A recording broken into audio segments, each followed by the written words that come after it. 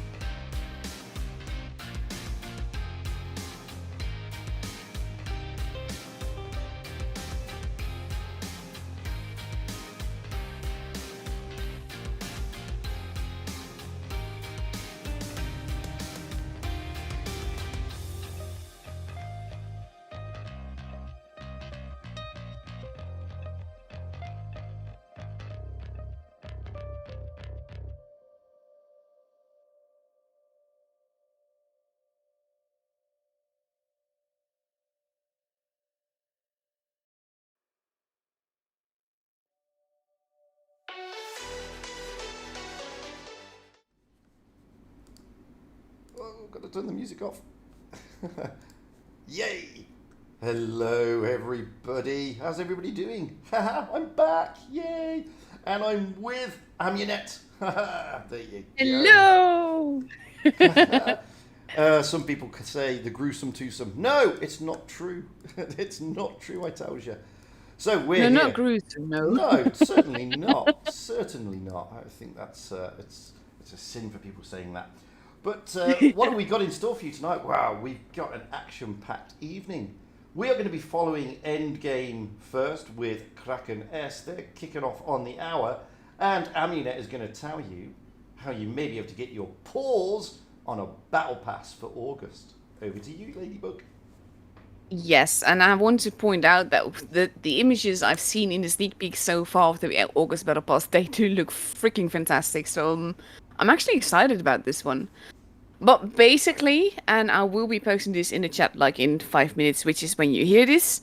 You need to guess the damage that Kraken S does as a team the second game of the matchup. You have to post your in-game name, your server, and your damage all in one message. To win an August Battle Pass. And the 5 people that get closest to the actual damage that Kraken S does the second game, they win an August Battle Pass. Note though that the Battle Pass will probably come August 2nd or 3rd, because 2nd is the first day of the week. And basically, there's always a bit of time zone issues with wargaming and everything. So 2nd or 3rd, if you've not gotten it by the 4th, then definitely message me or Fugit and we will sort it. Make sure you spell your in-game name correctly. So as said, the damage Kraken S does as a team the second game of this matchup. Post your in-game name, your server, and your damage guess in one message. Exact numbers only, so not 4K, but you say 4,536. That's a very low guess, to be honest, but the first number I could think of. But what Amaunet says there is vitally important, guys. I can't overemphasize this enough. You've got to put in both your in-game name and region, server that is, because if you don't put those two in, nobody can find you, and I'll be honest with you, we're not going to spend the rest of August chasing you down. We can't get your names just from your YouTube nick. We need your actual in-game name. So please make sure it's there, because you'll miss out. Simple as that, really.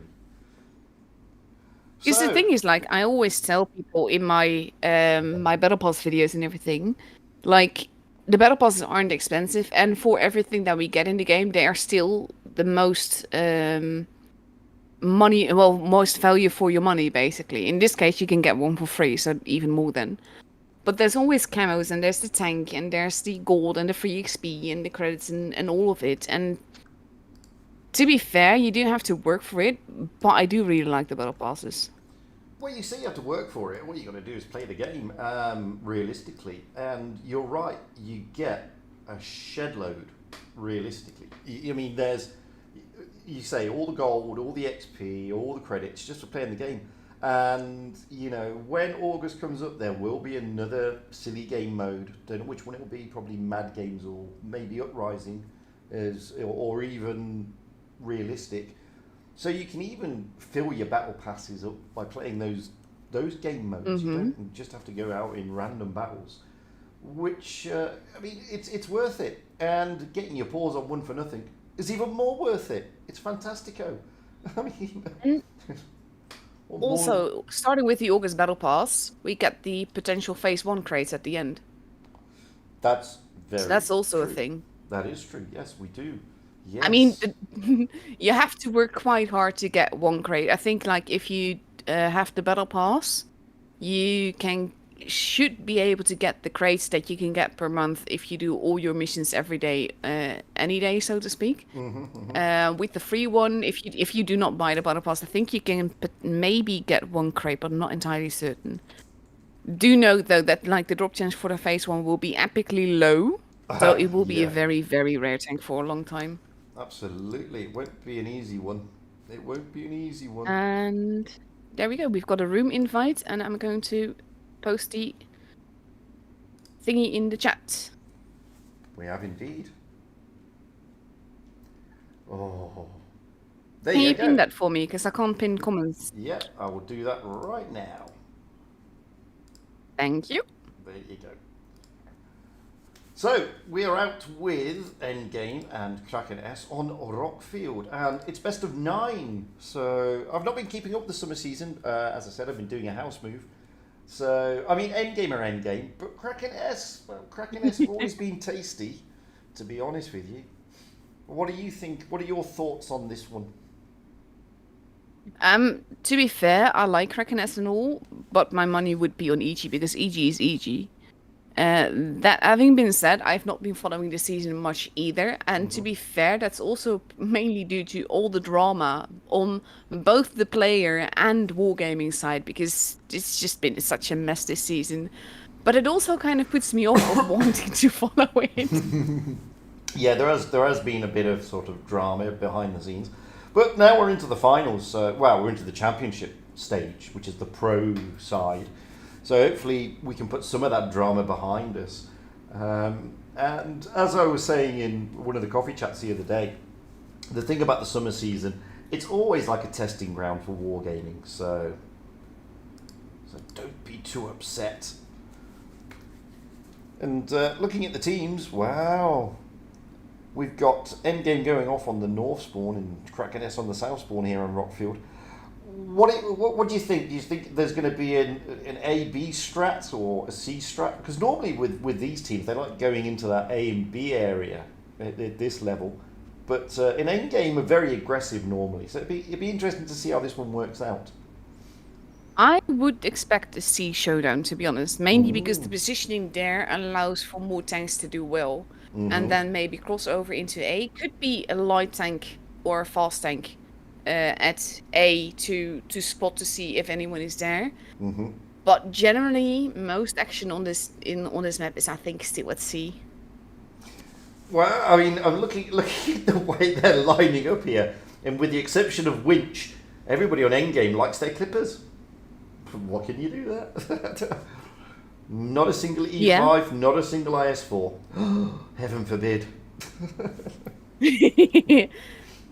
But very interesting to see so many Yos, though. I'm not sure. I mean, they still have 2 minutes to switch it out and all. But it is interesting. Like, the damage potential there is huge. I'm also very curious if they're going to use the 2-shot or the 3-shot gun. I was having that debate with Juicy Tentersteak. And he was telling me that the pros do prefer the 2-shot.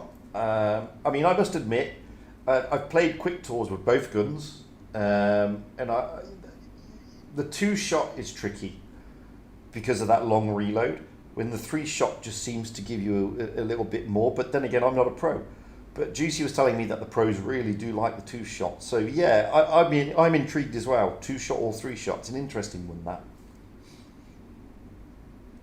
Yeah, exactly. And to be fair, Yo is one of my favorite vehicles out there right now. By the way, people in the stream are saying to turn up your mic volume just a little bit, or me down a little bit, because I'm louder than you, apparently. But we're not talking over each other, so it should be okay. but I've done it anyway. I've changed it, so everything's good again. I've done it. Chill. So we've got just over a minute to go. But yeah. And you were saying about the Yo. I absolutely love the tank. It's for me, it's very, very fun, and it's more of a heavium, and that makes it more fun for me. And it's quirky, and that basically everything about this tank fits my playstyle that I enjoy. But it is an interesting tank to pick in a tournament, and I think that we're going to see them hold down more because they're not easy to pen in the tournament. I mean, I do like it. I like the Yo. I think it's a great tank. It's not the most noob friendliest of tanks, but it's a great tank. And once you know it, oh look, Orca's jumped in an E5. Damn you, Orca! I knew it. Whoa, there was always going to be one. Oh well. And to be fair, it is still, especially with the speed boost, one of the most competitive tanks that we've got. Totally. And for now, because the heavies are getting nerfed. They are, and that's going to be interesting. But kick-off time. See, we go. Lots and lots of kraanwagens, mostly clippers on both sides, to be honest. You can see there that the hit point advantage, which is very slight indeed, is going to Kraken S. It's not really a massive advantage at all. You still there? I'm there still you are. loading in. Yeah, yeah. All right. I mean, Oh, you're it's still basically loading like in. the game is always slow with me on PC. It always does this to me, regardless of what else I'm doing, if I'm streaming or not. Like streaming on my own device. But I'm just still loading. You know what? You called it. Endgame are heading towards that sea cap, There we go. apart from Hollow Purple. Winch and the Vic is trying to get to that position for those early spots. Grabs the spots. And now we have Hollow Purple, who's going towards base A. He's actually holding just to see who's there, because they know that there's going to be more people there when Plat 7 is already there in the IS4. Yeah, I've got to make a conscious effort not to get Plat 7's name wrong, because he changed his name, so I don't get it wrong. That's not the reason he changed his name, but he sent me a DM saying, I've changed my name so you won't be able to get it wrong this time. I'm not sure what it was before, to be honest, but... It was Pipu Platoon. Pipu Platinum. I keep saying Pipu Platoon, and that's wrong. That is exactly why he changed his name then. There you go. So now we have EG pushing, which makes sense, because basically the Kranwagers from Kraken S are called out alone here. And they are using the 3-shotgun. They are. And Adif has just managed to get round that rock, and I just thought the two Yos were going to push down heavily onto those crans. Alpha managing to get into a really good safe position. And now Plat 7 is coming in to try and help out and relieve some of that pressure. The thing is that EG, they're not stupid. They're leaving Carolade there to basically get spotted so that they know that there's some of EG still there. But the Yos are relocating, and that makes more sense. Because they know that if they were to push out it, they wouldn't be taking positions like that if there weren't tanks behind them to support them. No, and I'm looking at, I mean, Alpha's come back in again to give some support to Adif, but they're no longer there apart from Carolade. He's the only one there in the Kranwagen, as you said. The Yos have retreated back and teamed up with Orca and Bobo Shy. Now, Plat is again trying to get that base B. If he gets it, then EG is up for a challenge. Oof, that was a great shot by Hawker, coming in to reset Plat 7 there. And he's going to probably do it again. He will take damage for it, though. Ooh, that shot not hitting. It did reset the base, though. He just tracked him. Yeah, he was aiming for the bottom plate there, and I don't know if he used HE, actually. Not sure. Because it But seemed now to go very they've got low. that base, and that's going to make things tricky. And now Alpha is also pushing with Adif onto Carolade. They saw that the Yos weren't there anymore, and Carolade really getting pummeled. He managing to get out of there. Basically, Shiyu might be in trouble as well because he's pushed in. EG is responding quickly though. Absolutely. Look at Shoko Shy coming in now, putting the shots into Alpha. Alpha in Adif losing hit points, but Addictivo now coming round to help out in the Kranwagen. Shoko's on his... They need to be careful. They've taken out Plat, but they're basically a tank short on that side. Although they do have the hit point advantage at the moment, but they're going to lose the base advantage shortly. But now we can see Kraken S pushing down onto the Yos and onto Carolade, trying to get Carolade out of the game. Down he goes. But he survived for a lot longer than I thought he would, to be honest. Winch is now in trouble as well. Vicus versus Vicus. They've taken base B. Winch has been taken out. They need to take out a diff. And Orca's going to push down. He's completely ignoring Shogun. Takes him out. Adif is out the game. Shogun trying to take down Orca here. But Alpha's also in trouble. Is some beautiful gameplay by the two Yosts. Basically just clipping people together. Shoko still has a shot left. Orca actually ramming him to keep him in place so to make sure that that shot pens. Look at this Look great at the HP sharing. spread. Yeah, that was really good move there by Endgame. Yeah. But this is basically the keeping your team alive to the extreme. And it happened on both sides, only EG had better positioning because they could pull back into better positioning. Whereas Kraken, if they wanted to go after them, they had to quite overextend themselves into positions that you wouldn't normally want to be at. But that was a great battle. I mean, looking at the damage spread Yes. there, I mean, 18,300 dished out by EG, 15,155 by Kraken. It wasn't like Kraken... The EG did not have the full reign there. Kraken made it difficult for them. But as you said, I mean, very clever and sensible play by the Yos. To be honest, that is why I love the tank as well. Because, like, if you tune a Yo with a Yo, it's a quite OP tune. And, of course, it's always the player, not necessarily just the tank. But if you manage to clip people together, it works like such a charm. As you saw there, I mean, it was a good... Don't get me wrong, I mean, I thought it was a very sensible push by Alpha and Adif there, in the Crown Magnums, pushing in onto poor old Carolade. But they weren't able to take him down, and as you said, the reaction from Endgame was just brilliant. It was almost instantaneous. We had the E5 coming in and the two Yos. At the same time, Carolade retreating back to safety and staying in the game for a lot longer than Kraken S would have liked. Yeah, exactly. And it's just... I love it when teams come together like that, because EG was aware that Carolade was their sort of like weakest link at that position. So they were prepared for Kraken to think that as well and make a move. Yeah. That is how fast they could get back to him to support him. Yeah, I mean, I thought that was a great game, and it's best of 9, so we've got a lot more to go yet. For those of you not understanding, it's the first of 5 victories. 5. Yes, because it's the best of 9. I'm also going to put into the chat now, and this is like without the delay and everything, but like stop guessing now. Because that is officially over, and I will be looking at the results in a little bit. Well, I know Endgame very rarely do training, but I mean, the Yos in the Kranwagen here, going back towards that sea cap. So they've obviously chatted and worked out how to use them, and this is the thing about Endgame. Like I said, it's very rare that they actually do any training, is my understanding.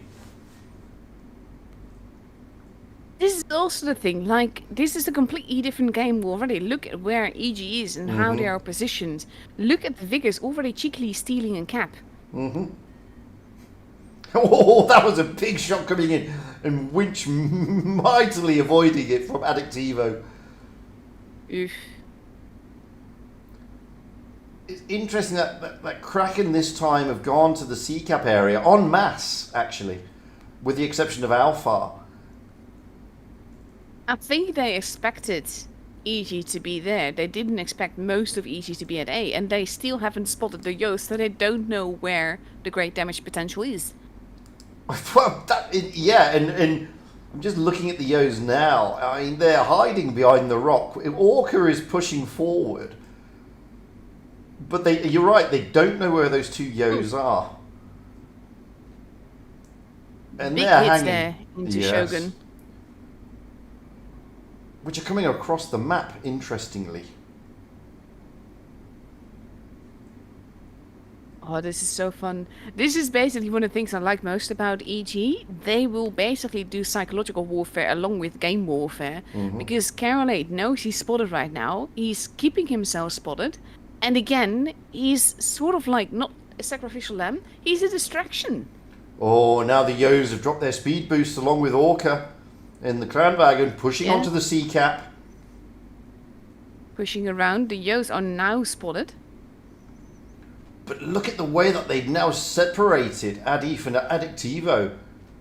And there's Hollow Purples there as well. And poor old Addictivo and Adif can't go anywhere. Shogun got massacred there, crossing over. That is, I think, why they pushed, just to get those shots in. But look at the rotation now from Winch, Carolade, and Bubba Shy. Winch is dropping his. Oh, they're really cornered, these two Kranwagens. Adif may get out of there, but poor old Addictivo's not going to. That was brutal. He made it out of there, but he's in a position where he can't really do much No. on his own either. It was a great move, brutal move by Endgame. Yeah. And now they're just going for him. Like the cover that was keeping Elise safe from EG is oof. Now taking out Choco. Oh! But However, that wasn't part of the game plan. yeah, exactly. And Winch is just casually coming in to finish him off.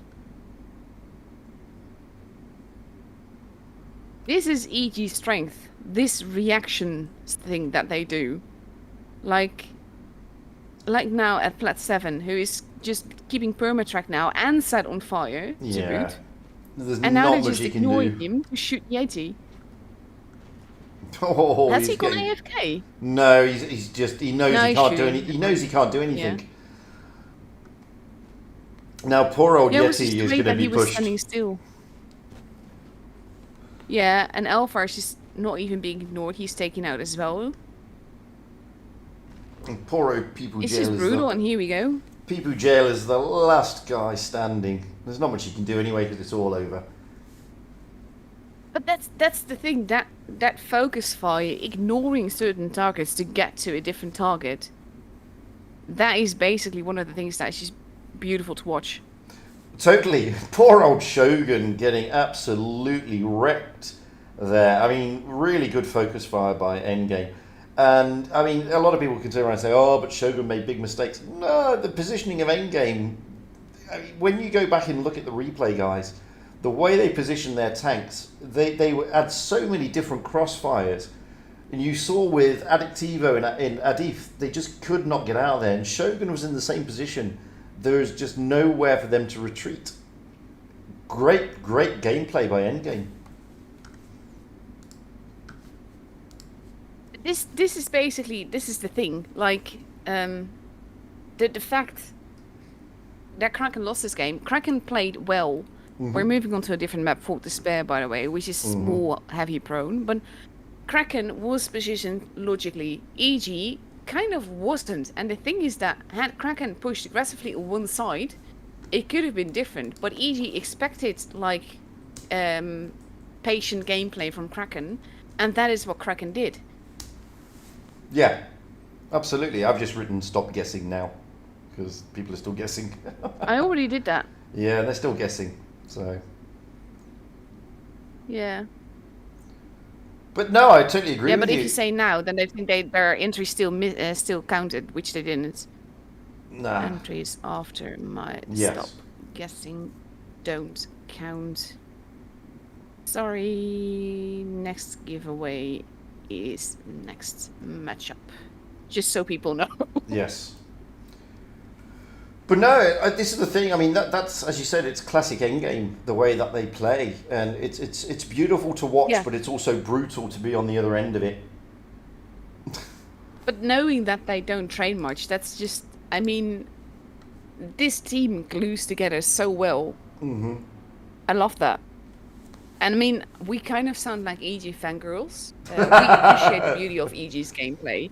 It's not that we're against any of the other teams, but in this case, it's easy to see all the things that EG does exactly right. Mm-hmm. And that anticipation is mainly the thing.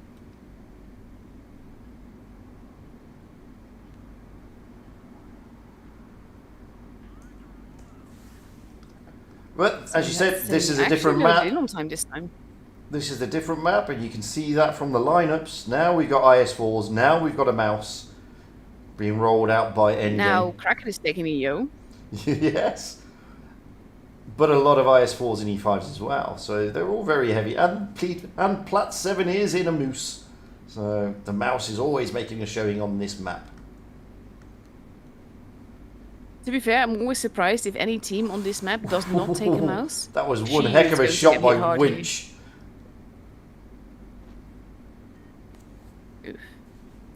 Bobo taking a little bit of a hit. Carolade getting shot at because he's not in the bush. Now Shiyu has been spotted as well, so the Crown Markets need to be careful. Alpha's in a good position there. Adif and Pipu Jail are coming round to try and put a bit of pressure as well, but they're not spotted yet.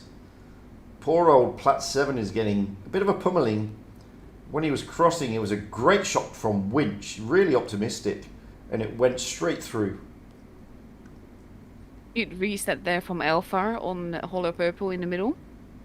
Because the thing is, Kraken has the base now, so if they dig down, then they've got a big advantage and they will force EG to respond. And they EG is responding though, because the heavies are pulling back towards their spawn, towards base C.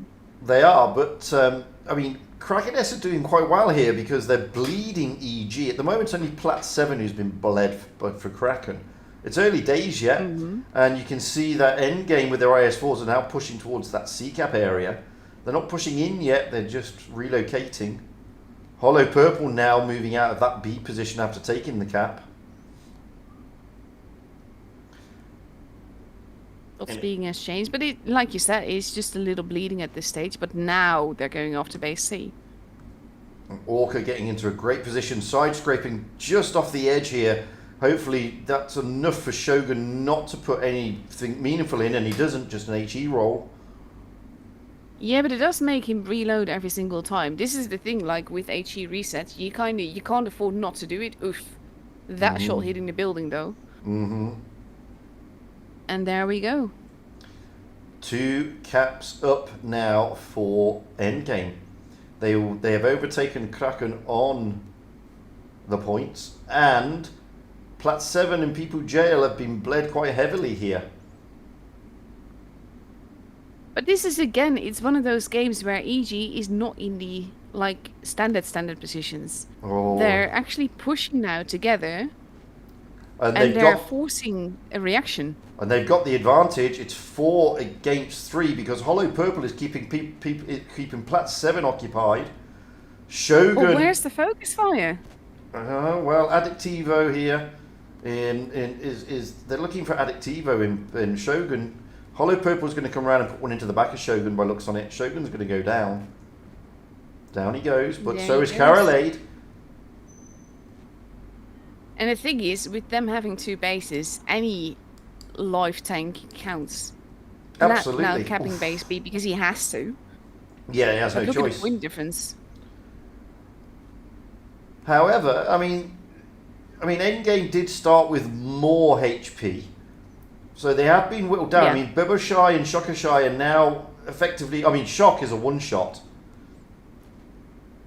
which is why he's staying out. He's staying out. Called out. Yeah, he's staying out of danger. Biboshai is a 2-shot. Yeti needs to make these shots count in this yo. He's got 1 left. Down goes Bobber. But there goes Blip. Yeah. And basically now Kraken is forced to overextend because they have to. And EG is whittling them down. Yeah. And now, I mean, the winch is protecting Shock. So Alpha may be able to get around and get one into Shock here and take him down, but it may be a bit too late. It's 3 against too many. We're just going to say it's not going to make a difference anymore now. No, the points are and against basically, them.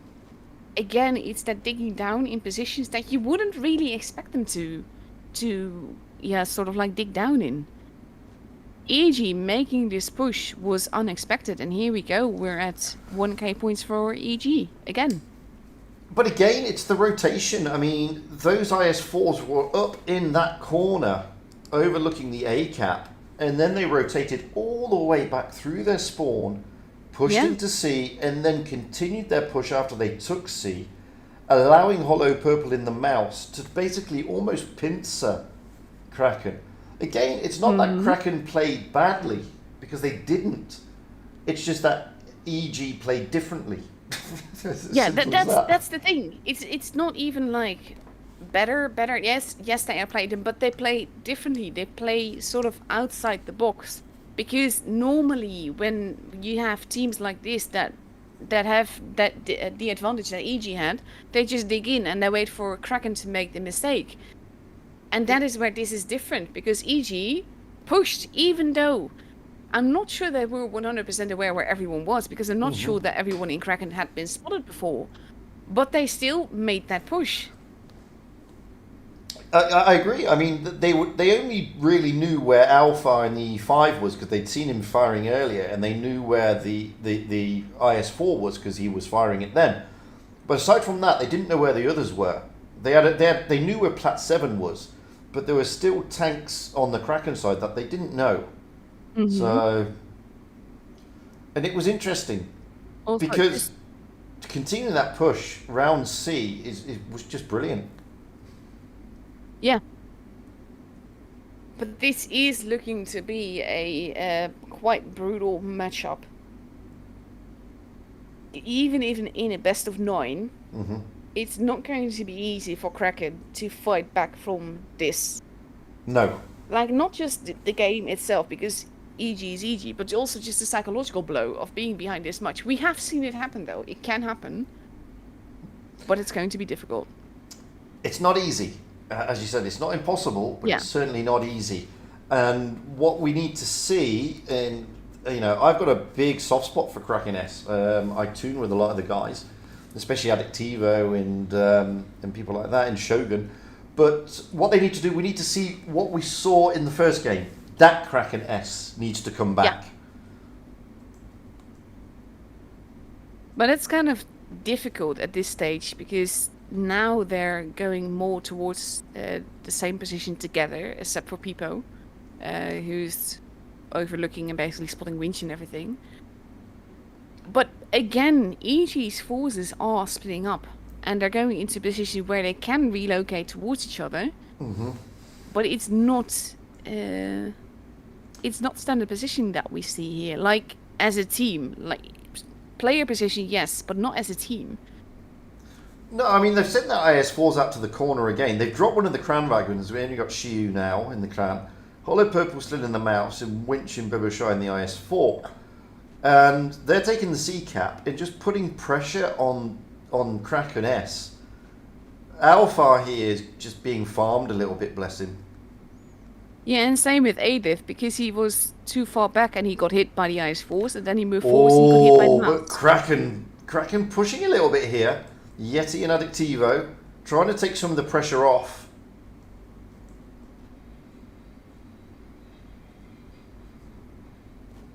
Base B is being capped at this stage. Or was. Winch is moving around to help Bobo. I mean, the E5 is a fantastic tank, but there's basically 2 of them because Shogun's just at the back against those 3 IS-4s. So those heavies are just tied up at the moment, and you can see here, Carolade isn't even bothering with the E5s. He's still farming Alpha. And Bobo and Winch have almost taken out Pipo Jill here. And this is the thing, that gave Kraken a gun advantage on this side, and they didn't capitalize on it. They didn't really have the choice because EG is dug in. Go. Now Plat 7's down, so they've lost 2 tanks now, Pipo and Plat 7. Now the E5s are pushing, along with Adith, on to Orca, Carolade and Shokashai. Down 2 of them go at the same time, Addictivo and Carolade. Orca. It's too late now. That's the thing. This is basically EG is forcing reactions that Kraken doesn't really want to take. And because of that, I think that Kraken are hesitant in their movements. And EG just capitalizes on that. But I always find this is what Endgame do. They force you to play their game, not your game. And yeah, exactly. And this is the thing. I mean, Kraken S had a game plan that Endgame have basically forced them to stop doing. And it's sort of thrown them a little bit. Whereas in the first game, and this is what I'm saying, we need Kraken S to come back, as in the Kraken S in the first game, because they played their game and really didn't let Endgame as such play their game. But Endgame did a great move with the Yos. And what we've just seen on Fort Despair is Endgame forcing Kraken to basically say, your strat's not going to work, you're going to have to counter us now. Yeah. And as you said, I love games like this, honestly. Like, it's so clever. And that's match point now for Endgame as we move on to Oasis Palms. And I think you're right. You know, they had the gun advantage, Kraken S on that corner. And I can understand they were reluctant to push the E5s against the IS4s. But towards the end, when they did decide to push, you then saw Alpha coming in the Crown Wagon. They could have turned that, they could have brought those in earlier, and they really could have taken down those 3 IS4s, most likely. But it's, you know, it's great sitting here with hindsight, and we get to see the whole map and we get to see everything. Yeah. These guys don't get to see that, and they don't know fully where everybody's doing and everything. And I think they were expecting People Jail in Plat 7 to probably last a little bit longer than they did. And now there's massive pressure on Kraken because now EG is up for a match point. They are, and I mean, I'm pretty sure People Jail is not going to go out in a Death Star. But it is Oasis I hope Palms. not. I hope not. The FP405 is great, but I don't see that happening either. He's changed it to a Sheridan. A bit more mobility. Well, although Hollow And the Purple... Yos have gone back. They have, and Hollow Purple's jumped into a grill. Now, the last time I streamed Endgame on this map, they took a grill and a 263 and absolutely decimated the opposition as they tried to push into the B cap. So it'll be interesting to see how they play this one.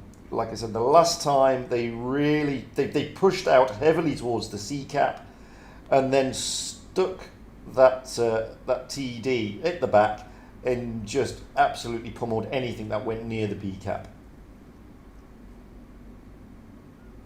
So that's going to be interesting to see. If Kraken has seen those games, then they should know not to go there. Absolutely. But this is the thing. Like, with these teams, they know the position, they know where they can get shot from. You can't avoid all the risks.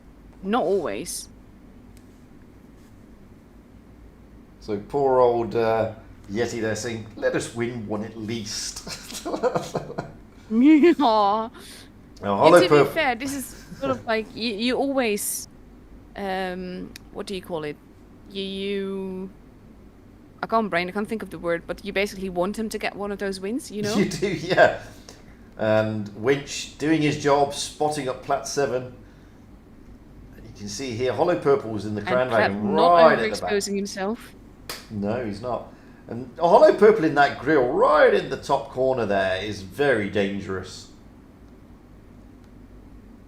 But this is another one of those things, like with the grill, where it is, you would kind of expect them to go towards the C position with a TD in their team, because that makes the most sense. They get the shots in there. But no, EG just went the other way. With the exception of Bob O'Shea, who's being very cheeky. He's unspotted at the moment. And I think he's just waiting to see what happens. And Yeti here is coming in. And unfortunately, straight into Boba Shy. Yeah. And now poor Yeti. He can't really get out of there. Because the Hollow Purple's in a grill overlooking. He is spotted. Boba Shy is just going to try and keep perma-tracking him, although he missed him the first time. I think the grill just found Edith at the back. There was a big damage shot to happen in one go. It was indeed. And they've taken the cap, but they're behind because Endgame took the A cap sooner. And now we need to see what Endgame are doing over here. And you can see Winch is just running around the map like a crazy thing. Which is generally what he does anyway. Now also getting grilled. And the Yos are just holding back here. Staying hauled down. Off. And there goes Yeti. Aw, don't do that, Winch. Thankfully I didn't see it. Now we've got Kraken looking to make a move onto the A cap. Plat 7 in Shogun here, trying to push into the A cap. Carolade there to try and reset it though. Good shot going in into Carolade. Makes him think twice. But those Yos are still there, and that's dangerous. Yeah, but they're not resetting the base, they're shooting Shogun instead. Base is taken, Plat 7 gets it. Edith getting hammered at the end, at the back of the map. I mean, they are being whittled down heavily here, poor old Kraken S. They are going to start taking the points though, but poor old Edith is in serious trouble over there. Winch should finish him off, and he does. But that is the dangerous part. Like in this case, Kraken does have the bases, and they kind of need to win on points, but they're also having to overextend that way, and that is costing them a lot of guns. And then the bases won't make the difference. No, and that's the thing. I mean, now we've got Shogun and Shokushai toying with each other, and Shokushai is not looking to push, especially when you got Karolade and Shushai pushing on Addictivo here. And Pipo Gil basically just rammed himself to death on Bobo Shy by running out just as the ice fall popped up there. And just Shogun left. So that's going to be a 5-0 for EG. But it's all, I mean, Endgame are always a difficult opponent. Always a difficult opponent. Yeah. And, you know, I mean, Kraken S have done great to get this far. And I say it all the time, it's always seems to be, the idea is you've got to try and turn over Endgame. And clans have done that, and some clans have done that spectacularly. But Endgame is still pretty powerful. They are still pretty dominant here on the EU server. So that is, I think that means, according to the format, that Kraken is now out. Let's see. Need to find out. Just going to check. Hopefully it's been updated. Well, it does show the score in game already. Yeah, they are officially out. But this is why I'm such a massive fan of the round robin system, because it's more fair. Because basically, if you get matched against each, I mean, again, all the teams in the top 8 got there for a reason. Yeah. Drama aside, not going into that. But like, it's difficult because, like, if you get matched against EG and you know you have a best of 9, but it's EG, then a little bit of luck and a little bit of RNG isn't going to save your matchup. And that's exactly why it's a best of 9, but it also makes it all the more brutal if you're set against a team like EG straight away. And then always, round robin for me is just more fair that way, because it's just more spread out, more evenly across the teams as well. We're still waiting for the other results to come in, because, I mean, that was a straightforward 5-0 from Endgame. And some of the other games may be going a bit longer. So we'll have to wait and see. We have about, like, 50 minutes before the next matchup. Oh my god. And you know, just to put you in the picture, guys, we're not the only one streaming. There is also Wild Ones Halper. He is doing Loka against A1N1. There is Every Good Name Is Taken, who's doing BPS against, I think that's Imor. And we have Robert85 in Spanish, not English, doing APA against the Joneses, who I don't know who they are. Well, I do know who they are. I've just forgotten. The Joneses is basically, it's the Romeo and Gassio. It's Romeo. It's. I always used to say it's all the Joneses. We had Romeo, Tomeo, and the only one that hasn't got on with the program is Ghosty. Yeah, because he's still Mac. He's still Mac Ghosty. I remember, like, way back when, no one was having clan tags in their name yet then, but you had the clan tag Mac, and it was an Italian clan, and they were so chuffed when I actually learned how to pronounce their clan name. It was just so really sweet. They were such a fun clan, honestly. And with that, we've got a long time, so now you're going to get to see a standard B being rolled out by Amaunet here on Desert Sands. Yes. That was a very fun game. To be fair, all my aces, I have to say this, are Supremacy aces, because I play Supremacy only, and I play Supremacy, so I'm not always in for the kills or the damage or whatever. I go for the bases for the win, that way. Yeah, I mean... Also send you a DM on Discord, by the way, in the meantime, about the giveaway. Okay. I'm going to go through the guesses right now. Oh, excellent.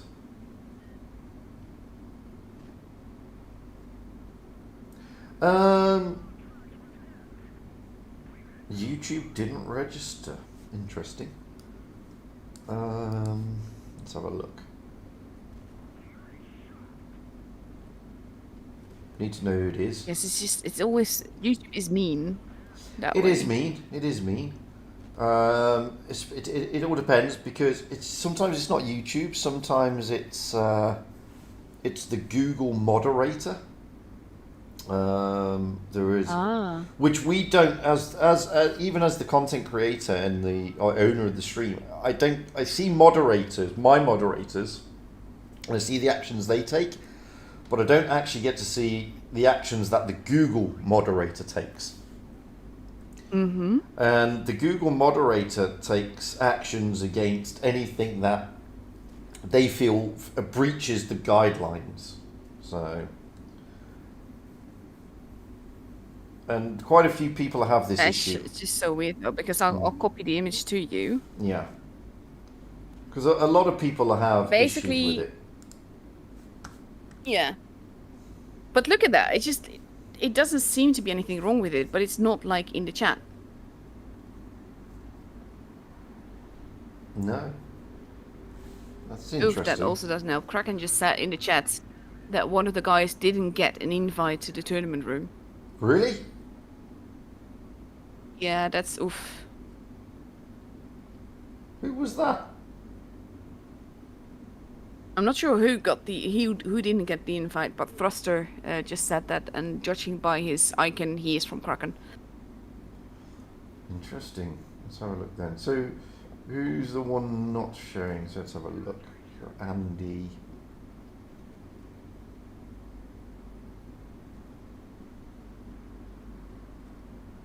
You're right. It's completely missing. Interesting. Yeah. Then no, he's got a screenshot, so yes, it's counted. Totally counted. Yep. Okay. He's going to be very happy with that. So I will add his guess to it. So I'm just basically now collecting guesses and all. Well, that's a bit bad if one of the Kraken guys didn't get the invite. That's To be fair, it kind of fits in all the stupid drama that we've had this season, with everything going wrong where it can go wrong. Well, yeah, that seemed, yeah, it's but it's not what you want at this level, to be honest with you.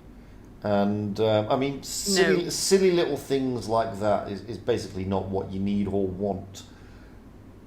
And all it does is frustrate the audience and the players at the same time.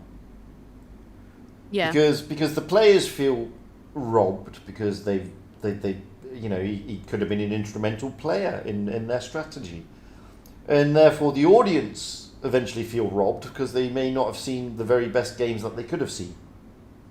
So, all because of probably a silly little tinkering somewhere. Oh, thank you, Veni Vidi Victus Sum. It's a very nice thing to say. Let's see. Ah, yeah, there is. Alright, I've got all the damage guesses together. Just need to add Phoenix to the list.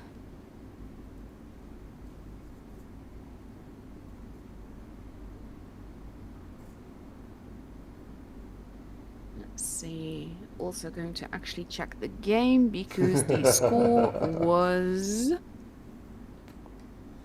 second game. Kraken S did 10,079 damage. So that is the score to hold to.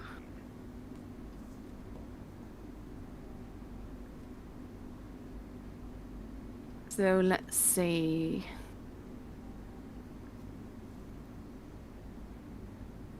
There's some players that got like relatively close. Yeah, no, I saw among which the guy that you approved. Yeah, by the way. Yeah, some did get very close.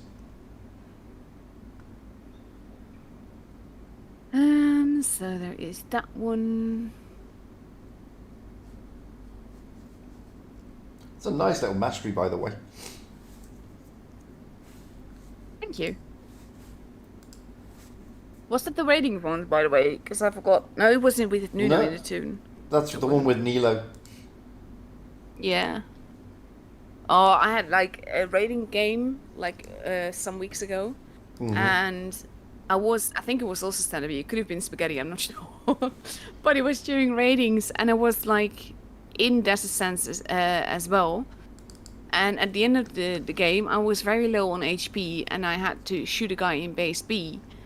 And at some point, he just let me shoot him. It was like he was trying to get the shot in, and he couldn't. And I was ridge-lining, and it was working. It was very intense.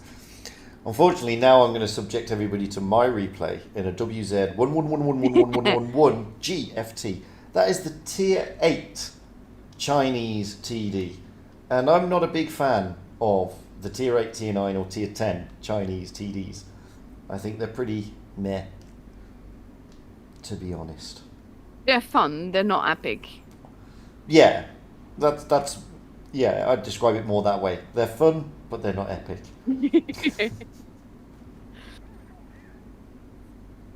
Let's see.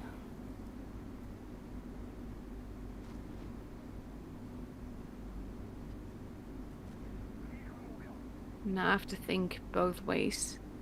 This is basically, my math is like amazing.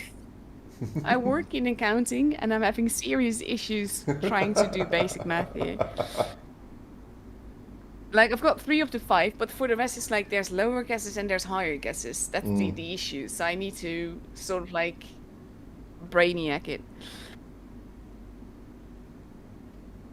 Anything to do with maths, I have to brainiac everything. It's more like I can't trust my own head to do things right, so I'm always using a calculator. And like some of them are easy, like the 3. Let's see. The 4 actually, I think. So it's really just the last one that needs die-harding.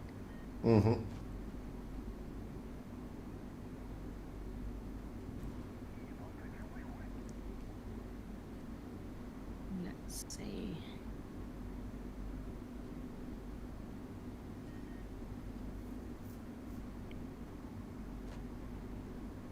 Time to take out my trusty calculator. Yeah, I've got one of those. It's called a telephone. No, I'm just doing it on my thingy, on my laptop.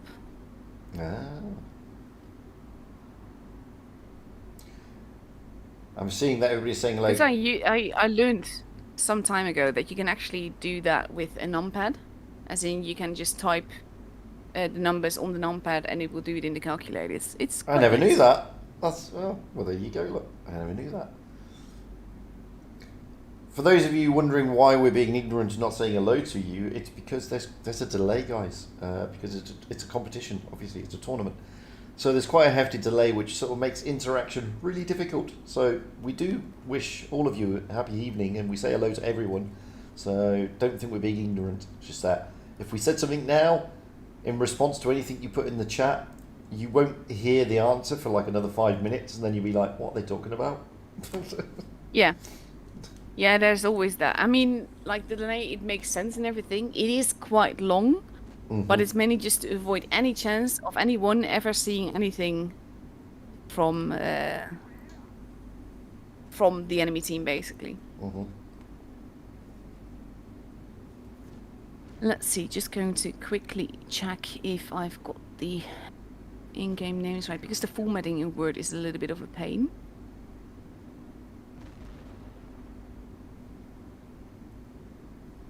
So let's see. Yeah, I think I got it right.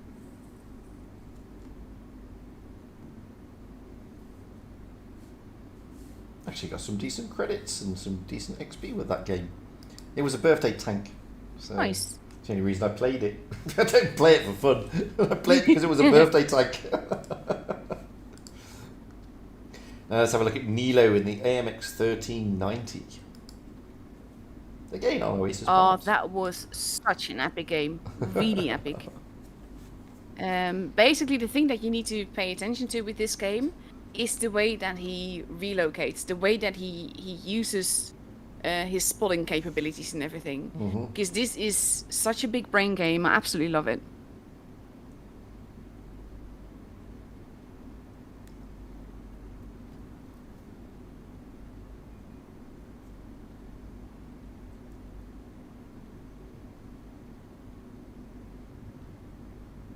We'll do a play this, replay then. We may have some results. We'll get to see the lowdown and find out. Yeah. And then we can put everybody, update you all.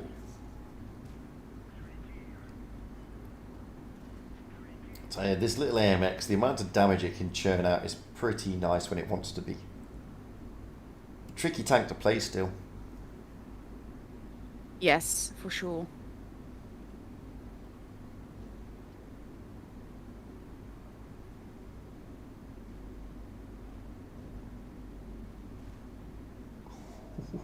Feel sorry for the LTTB here. He's trying to get out of your way, straight into your platoon mates' guns. Oops. Bye bye.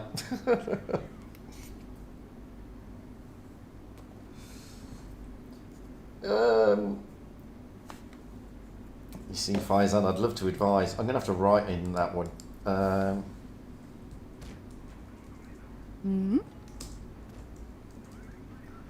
Because to be fair, Faizan, yes it is. It's not a bad price, 8,500 for the E75 TS. And forget it is a tier 8 premium tank. And it is actually quite a beast when it in the right hands. So. But that's the thing. If you like super heavies, then yes, it's worth buying. If you're more of a med driver or light driver, then and no, don't yeah. like very slow and cumbersome tanks, then definitely do not get it.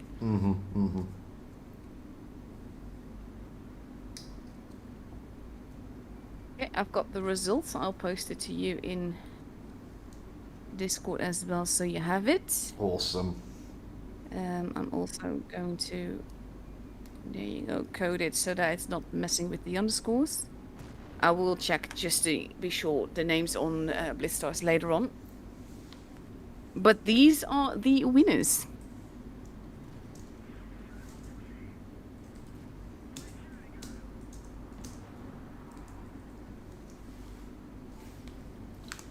Oh boy.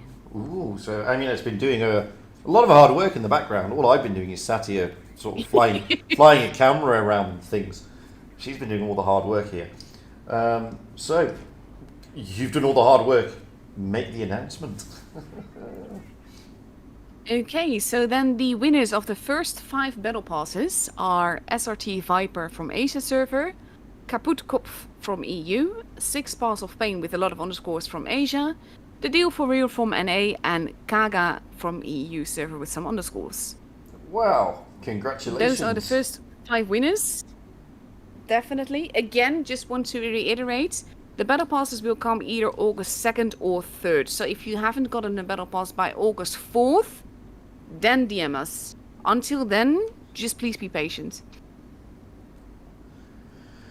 Yeah, congratulations to all 5 of you for getting really close. I mean, it was a low damage game compared to the first game. So you know, that's an interesting one. So yeah. I mean, I personally, I would have thought, because Kraken did something like 15,000 in the first game on Rockfield, and I would have thought they would have been pretty close to that in the second game. So when they only did sort of just over 10,000, those of you who predicted low, that's you edged your bets wisely. But this is the thing, like, for the first 4, all the guesses were about 2,000, 3,000 out. So it was relatively easy to guess that they would have won. But then you got guesses of like 14,000 on one side and 6,000 something on the other side. And I literally just had to look at the difference between that and 10,079. Excellent. Oh. But don't worry, guys. There's another chance to get your paws on another 5 shortly. Yes. Well, I say In shortly. like half an hour or so we start that. I didn't mean shortly. I mean, because there's quite a down period between the games. Oh god, yeah. The thing is, like, and this is the reason for it. It's the best of 9. So Wargaming assumes that every game will last 7 minutes plus 2 minutes waiting time between them, and then a little bit of a break time between first matchup and second matchup, just a little.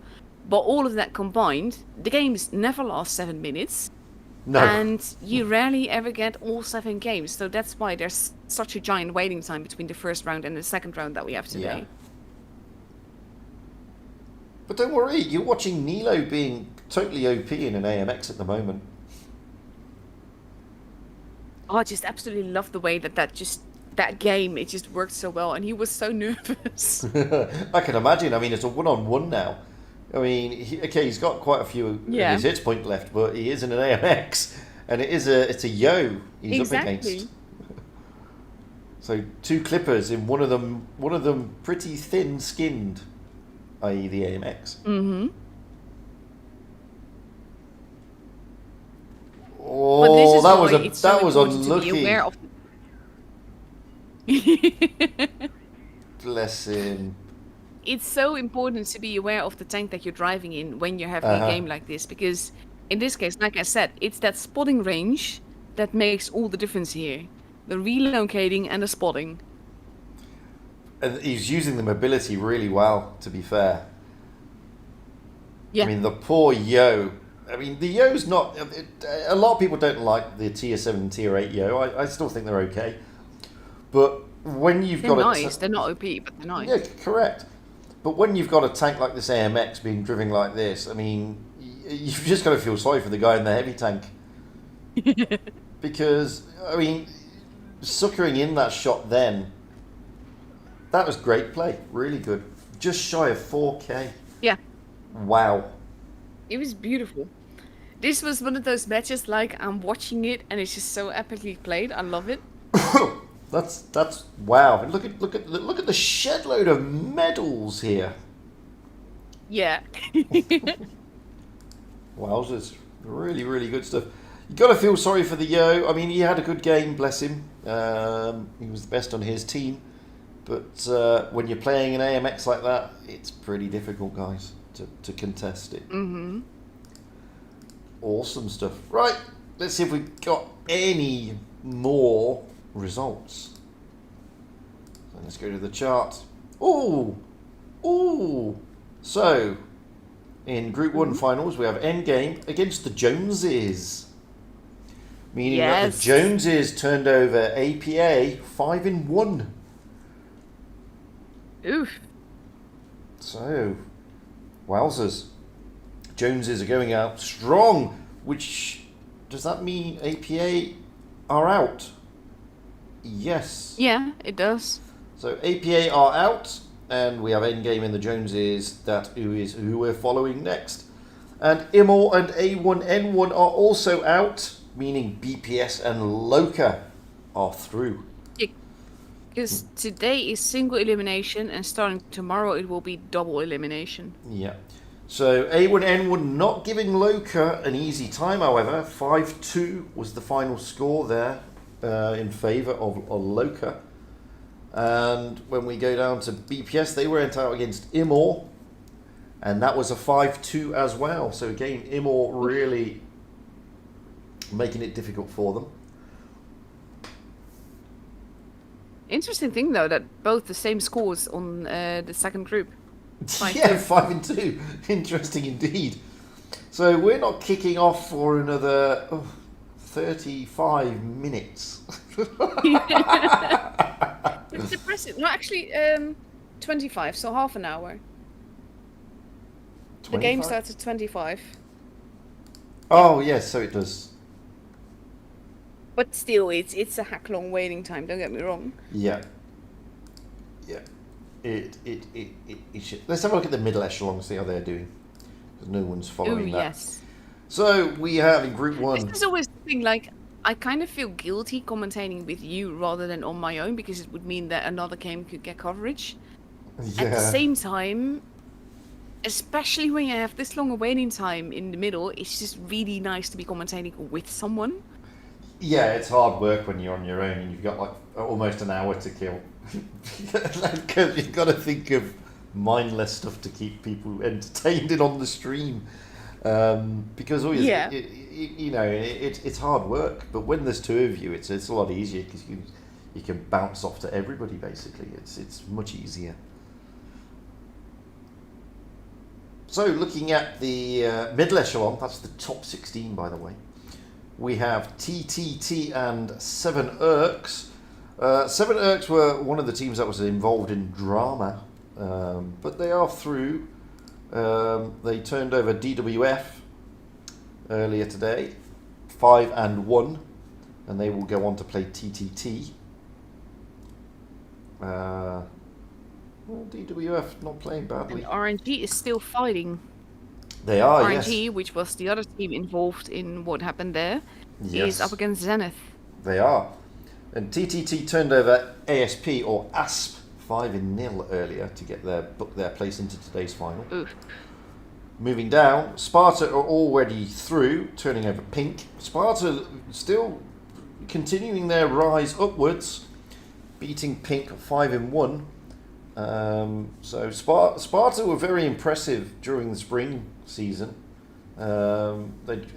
Especially, I hate to say this because he's just going to make my life a living hell. Is he still there? Where's Stygian? Oh, he's not there. Stygian was the hero of the hour in the spring season for Sparta, but he's not in the team this time. But they're doing well. And as Amaunet says, we're still waiting for the results on Zenith and RNG. So that must be really going down. Nothing against Zenith, but I'm hoping for RNG here, mainly because of the drama that happened. Mm-hmm.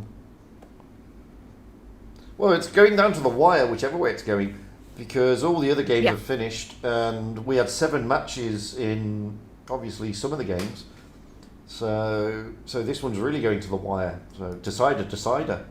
And then we'll drop down to the very bottom, lower echelon, because why not? Yeah, that one is harder because they've got a totally different format than the middle and the upper. They have.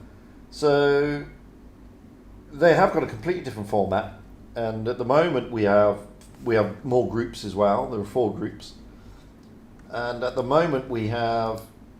Firstly, it's not. I don't think it's best of 9, is it? In this one, it's best of 3. Let me see what it is. I believe it's best of 3 in the lower echelon. Yeah, it is. So already we've got. And they've got 3 matchups today, and then the final stage is starting tomorrow. Yeah. So already we've got GX, who's powering ahead in group 1, along with Power, at the expense of Latte and Demon. In group 2 we have Corpy, who's firing ahead. R2K and STG are trying to catch in XGI. XG is failing at the moment. Group 3 we have Astra and Final, who's really pushing ahead there to the expense of Phoenix and Tess. And in the final group we have Winky leading that one. Vibes, my friends at Vibes, they are just behind them, and Wanted on equal with Etal. Which is funny because Vibes and Wanted are against each other next They matchup. are, yes, they are. They are. And I mean, I've got a lot of time for Vibes. I've rolled out with them quite a few times, and good bunch of guys. So nothing against you, Wanted, because I played against you as well, and you give me a hard time. But best of luck to all those teams. I'm trying to get into tomorrow. So that's what it's looking like. Still don't know that result for Zenith and RNG. Nope, still not come through. So back to the replays, as we've got plenty of time. It's not like we don't have plenty of time. We have plenty of time. 20 minutes. So we're now going to have a look at, because I'm running out of replays here, and so we're now going to look at the T-54 threat being played by Amaunet. My co-commentator. There you go. Let me have a look. Which one is that? That's the one with the Chimera, isn't it? Is it the Chimera? Let's Yeah. have a look. Yes, it is. There's a Chimera in this game, and he's sort of like an accidental tune mate, and I'm actually going to say that after the replay. What? Because I don't want you to judge him beforehand. I do like that accidental teammate. I mean, that's a great description of some people. Seriously, it was one of the games. He seriously saved my butt twice this game, and it wouldn't have been the game it was without him. And it was just beautiful. I liked it. But you get that every now and then. You do get that every now and then. I mean, Yeah. I had a game the other day where some guy came in basically offered me his hit points, which was very nice. I was like, oh, Always okay. nice. Okay. So, thank you very much. But it's sort of like, for me, those games make the day. Like, I had a game on Canal once in the E100, and I had two mediums who were complete potatoes, but they were at exactly the right point at exactly the right time. And because of that, we could work together and we won. And I love games like that. For me, that makes the games worthwhile. That is another reason why I do not rage in games. Because you don't know what's in people. The potential is there. Even if they don't have all the knowledge yet, Well, I totally they agree. can play like this. I totally agree. I mean, one of the downsides to I can't say it because I lost my hit points and vibes. Will say it's just another excuse for me to moan about 5.5. But one of the downsides is that now, it's not that people can't play. It's just that they're rushing too quickly, and the whole idea of the game is to progress you through the tiers and not to just get you there sooner rather than later. And one of the if problems... you don't want to complain about 5.5, I happily will, by the way. It's still the biggest mistake Wargaming ever did. Yeah, and I every chance I get to kick it down, I kick it down because it's just an unseemly, unmitigated disaster. But... you're seeing players who you can rage at and say, oh, they're potatoes, they're muppets, they're whatever. But it's not because they can't play. It's because they just haven't taken the time. They've just rushed too much. And every now and then, you can see that they can play. Yeah. And the downside... Yeah, exactly that. One of the downsides that you get is that because they've rushed the tiers, they're now in a perpetual loop. And their perpetual loop means they lose more than they win because they're not in the right tier. And it's not because they can't play. It's just that they're in the wrong tier. They're not ready for that tier. And this is why a lot of people say to me, oh, but the player base is just awful now. It's, so many low win rate players. Well, they're low win rate because they're stuck in this trap of not being able to win. And what they need to do is just drop it a tier or two. It'll come back. That's what they need to do. But the problem is, everybody wants the known tanks and the big guns. And I understand that. And unfortunately, 5.5 made it a lot easier to get there. And we're not talking about removing the seal clubbers, because that part of 5.5 I agree with. There's several things that 5.5 led to that basically broke the game for basically experienced players. Because you have the people that are new that get rushed through the tiers way too fast. They do not have the incentive to stay in the low tiers and learn the basics there, because there's no fun tanks around anymore. No. Tanks that they see that are fun generally are tanks that they can no longer get. Absolutely. So there is that. Then you have the newbie matchmaking, where you get bots until you've got like 5,000 battles, which is like, it's great because it means that people don't have to deal with seal clubbers all that often. But at the same time, that means that until 5k battles, you think, oh, I'm actually not that good and not that bad at this game. Yeah. And then your newbie matchmaking ends, and you get absolutely slaughtered because suddenly you have to deal with experienced players that know how to play. Exactly. And this is the thing. This is where you're in this perpetual loop. Yeah. And that's the problem, because you're right. You're when you're in the newbie matchmaking against the bots, which still exists for the first 100 battles, you're not really meeting anything other than a bot, and bots only do certain things. So you're given this false sense of security, and this is what I'm saying. I can't necessarily blame the players, because if you've got, for example, you've played your 100 games and you've won 65 out of the 100, which is possible to do against bots, then how can you be forgiven for thinking, well, I don't need a strategy, I just need to go this place and just brawl, I don't need camo, and I don't need other things. It kind of makes sense why players then get stuck in this loop. And it makes sense as to then why you see these lower experienced players rolling out on their tier 8s or their tier 9s or their tier 10s with no camo, because they don't see the benefit. Simple as that. But that is exactly the thing. There's nothing in the game that teaches you those little basics. And if a player finds his way to YouTube, then fantastic. Basically, if you want to learn the game, the main person I can advise you is his Royal Fatness, because A, he's totally OP at the game, and B, he explains why he's doing what he's doing. But like, it's the things like equipment and provisions and everything, use what the game offers you to use. And yes, it means earning less credits in the game. It also means performing better, so you earn more credits. Totally.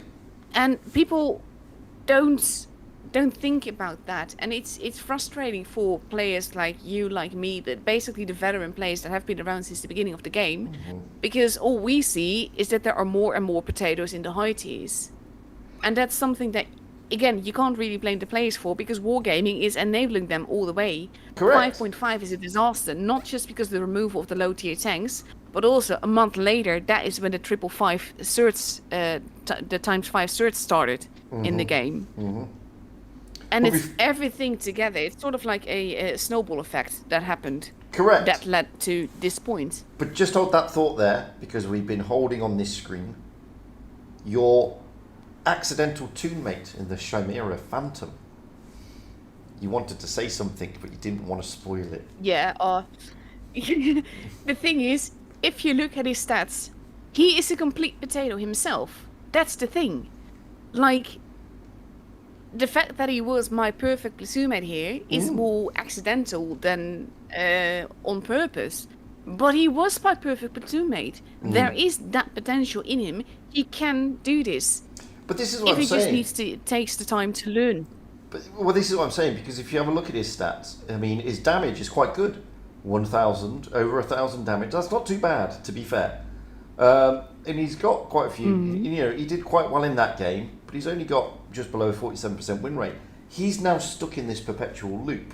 He's one of those players stuck in that loop.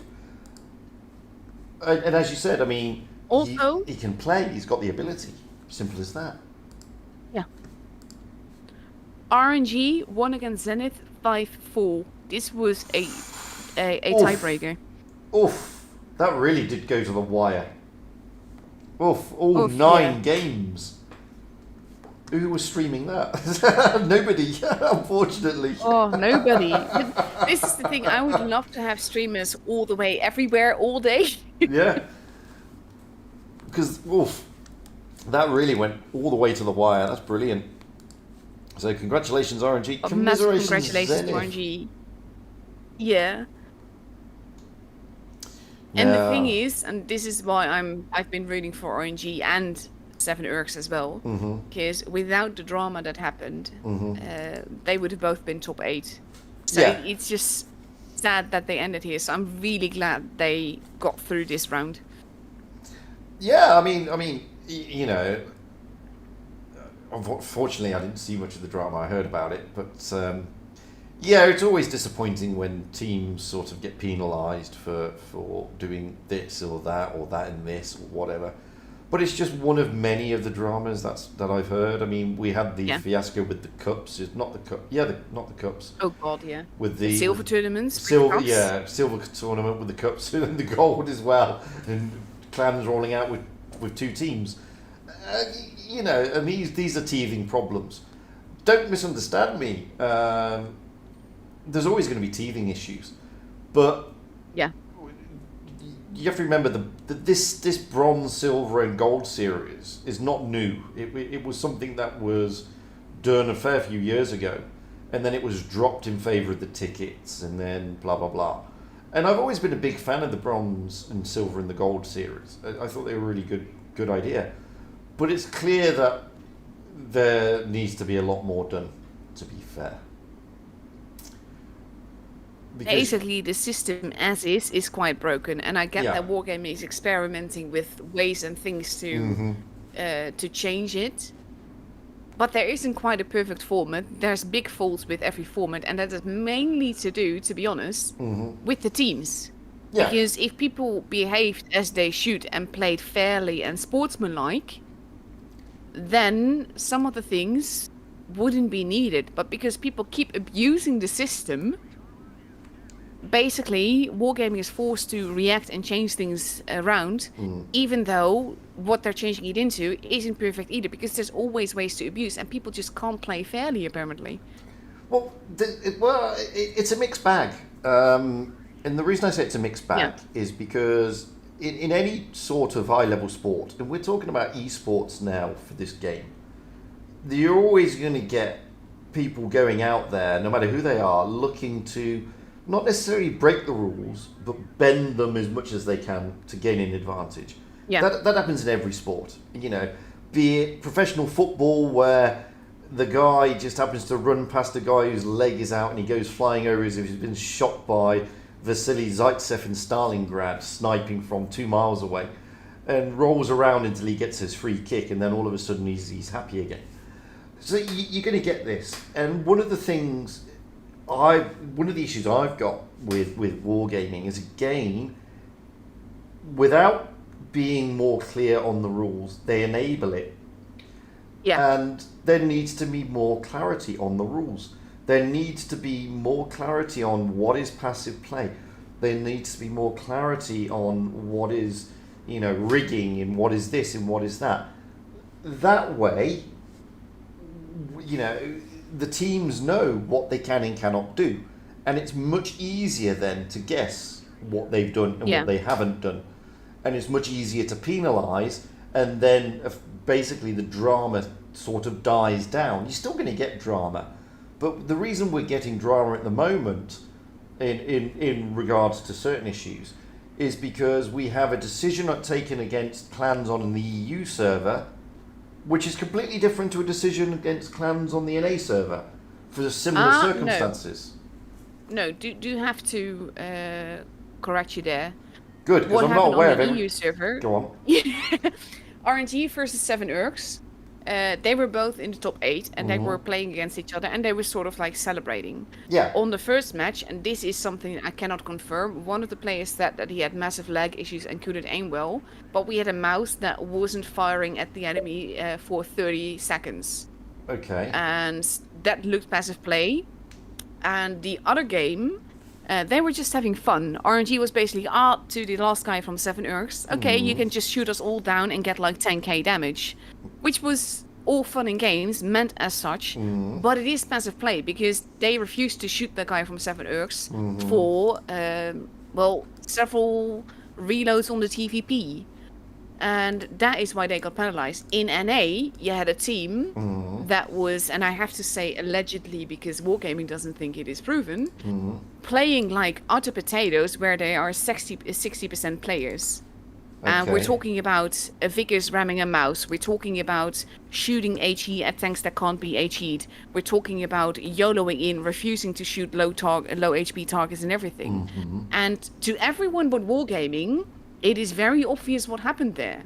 And we've had instances like that on the EU server as well. And Wargaming is like, yeah, but we can't blame people for making bad decisions. Well, this is my... to everyone but Wargaming, it's clear. But that's my point. That's my point. And my point is, the term passive play is so open to interpretation. I mean, effectively, all passive play is taking no active action whatsoever. And if you just fire HE rounds at somebody, knowing that they're not going to be damaged, you're not being passive, you're being active. And this is the issue I have with the uncertainty surrounding this.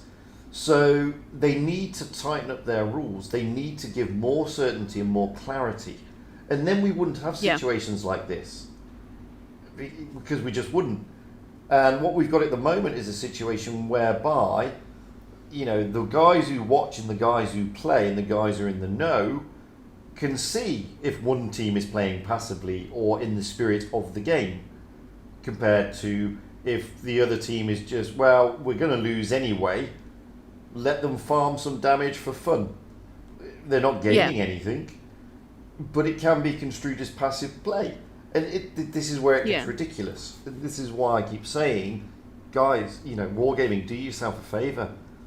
If you want to run tournaments, you've got to, unfortunately, bite the bullet. And like all sports across the world, regardless of what that sport is, every year they re-look at their rules and their regulations and they tighten up to close loopholes, because loopholes will always be found. And exactly. The problem I've got with wargaming is I see that they're trying to do lots of things with tournaments. Don't get me wrong, they are, and I'm very impressed that they are taking such an active part. But with the limited resources they've got, and I am mindful of they've only got 2 people really working it across all 4 servers, they need to do more. They need to do more on the admin side, especially with basic things like this. And not only that, let's not forget, even though it's not a lot of money up for grabs, this is still a professional sport. People are now being paid to play the game. And when you're being paid to play the game, the rules of the games change. And you've got to bring a level and even playing field where you can. And I think the rules we got at the moment doesn't allow for that, even in a level playing field. That's the issue. Yeah. Just one thing in between, by the way. Who do we want them to guess the damage of this time around? Jones or EG?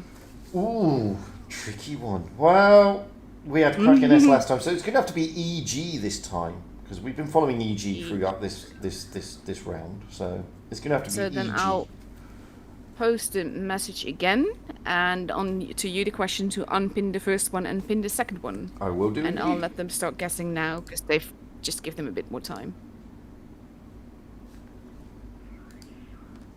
And it's okay, we're only talking over Amunet's replay in the Proj 46. Not a big deal. And she's going out with Lord Cantius. There we go.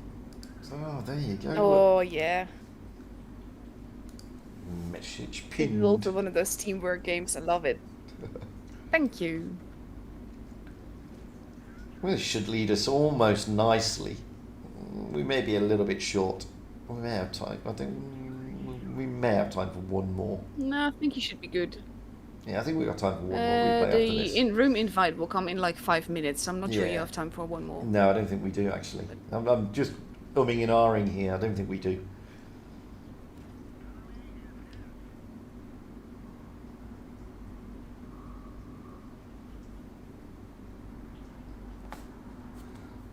Ooh, but it's going to be an interesting one this summer, champs. I mean, this is day 1 of 4 days. 4 days. So we're here again tomorrow, and then we're again on Friday. And then the big final on Saturday, I believe. Yes. For a change. Yes. Woohoo. Oh, I've got a friend request. Hello, player 87, whatever your 877 something. Now, guys, I would YouTube normally... is having a lot of issues tonight, to be honest. Really? Ooh, yeah, it's been basically disconnecting my chat a few times now. Eek. No, yeah. Normally, but I again, would... for the giveaway stuff, enter your in-game name, your server, and your exact damage guess. So not like 4K, but exact numbers, and post that. And again, make sure it's your ING. That's your in-game name, not your YouTube name. In-game name. And server. We need to know your server. And when the second game starts for us, then I will I will type stop guessing in the chat again. In capitals, so hopefully people notice. And I'm still completely bemused over this crypto thing, to be fair. I'm still bemused over it. Oh god, it's so horribly complicated, honestly. I've been playing on my account and I've got the camo, and I'm now working towards the avatar. Okay. I'm not actually trying for it. I'm just playing and seeing what I get because I can't be bothered. I know the ciphers, I can look them up, Yeah. but I don't like having to play a certain tank in order to get them anywhere. Yeah, it's just like it made my head hurt. Yeah. Basically, it just made my head hurt, and I was like, okay, no. I didn't get it. Still don't get it. So we'll see. The VK, the tank is actually a tank that I got out of a crate at some point. One of those, the lucky crates. Yeah, where yeah. you get no, not a lucky one. What do you call them? You get one, and if you have the tank, then you get the crate for the next year. Mystery crates, mystery boxes, aren't they? No, they're not the mystery Those boxes. ones. Yeah, something like that. No. It's not I the don't- mystery boxes. I can't I'm remember not what they're sure called what- either. That one. I know what you mean. But I've got all Well, I these was so peeved at ciphers. getting the tank because I hate that tank. It sucks so much. I don't like that tank either. And I've got all these ciphers, and I don't know what they are. Basically, there's a sort of like cheat sheet for it because the code has been cracked, so we know what every mission means. Oh, So then okay. you know what you need to we need to play in order to get the thingies from it. Most of the Okay. ones that I've completed are the ace first, second, or third classes because they're the easiest Oh, to fair do enough. accidentally. But there's a few ones where you need like 1k XP and 2 kills in a Japanese tank or some such. It's ridiculous. Oh wow. So Yeah, I mean it's doable. It's just so specific. yeah, yeah. Bizarre. So just put you in the picture. We are now going out with Endgame against the Joneses, and in Group 2 it's BPS against Loka. So what you should be seeing is Wild Ones Alpha and Every Good Name Is Taken will be streaming the same matches because they were following Loka, and well, Wild Ones Alpha was following Loka and Every was following BPS, and myself and Amaunet are staying with Endgame, and Robert, who is the Spanish-speaking streamer, will also be streaming, and he should be going out because he was following the Joneses. So there you go. That's Yes. what we're looking at. He's worth dropping a sub to as well, by the way, because he will probably be streaming more tournaments from here on out. And there you even go if you then. do not speak Spanish, he's a great guy, so he deserves the support. There you go. You heard that here. Nice. So we're just waiting for the room invite, which will be coming up in the next minute or so. That shouldn't be too long now. And again, it's still best of 9. Some interesting maps in this one, I believe. We should have. These are the standard stuff that I always forget. Like I will have read everything and then I just went straight out of my head. Ooh, Normandy, Canal, Yes. Himmelsdorf, Black Gulf, and Yukon. Yeah. 2 of my favorite maps for the first 2, so that's promising. I like that. Yeah, and one of my least favourite maps of all time. Flat Earth Society. Immelsdorf. Great, unless you've got a TD. There we go. There's the room. Yes. It's up and running. Boof. Whoop, whoop. This is also something, by the way. I always take the black. I think it's called the Black Dog. I always forget the nickname. Like the Tier 8 German light prem. Okay. Because of the spawn influence. Okay. Because it's basically we need to take a light to make sure that we don't upset the spawns. Yeah, which like is on what Normandy it doesn't really matter, but all the Yeah. other maps, yes. Yeah, that's why I always take the Vickers. Yeah. Just easier. For me, because it's tournaments, I always choose to tank with the Twister camo. I'm weird like that. But then you see it blow up. Oh well. So we've got about just over 4 minutes, guys, before kick-off. Endgame, as we've seen already tonight, they've been on fire, but so have the Ooh, Joneses. yes. So have the Joneses. They Kind lost of curious to see what kind of gameplay the Joneses will bring. Mm. Because they can be, well, they are epic players, but like, if they can catch EG off guard, that would be fantastic to see. It would indeed. And I wouldn't put it past them because, as you said, I mean, they've got some epic players. I mean, they've got Gaseo, Flankio, they've got all the Joneses, apart from Mac Ghosty, who's in the Joneses, Also, but he's just still, going to have a quick look still kept his name back. because I think, yeah, both of these teams are through to the next round, so they're both Yeah. through to the top 4. Like, obviously, duh. But like, so this basically determines who they have to face tomorrow. That's basically the thing. Yeah. And that makes a big But difference, I'm though, always like, because when there's... you know that a team. Go on, sorry. Go on. No, I was going to say, it still makes a big difference because, obviously, depending on where you come, depends on, do you go into the lower group final or the big final? It's do you get an easier way through Exactly. the groupings? That's why I'm also curious about the gameplay in the other group, because I think that the one that loses there has to go against the winner here tomorrow. I think that's not how entirely it that works. would be the logical way. That's normally how it works. And so, I mean, in the other group, we got BPS and Loka. I mean, two fantastically epic clans as well. So, whichever way you look at it, it's not going to be easy.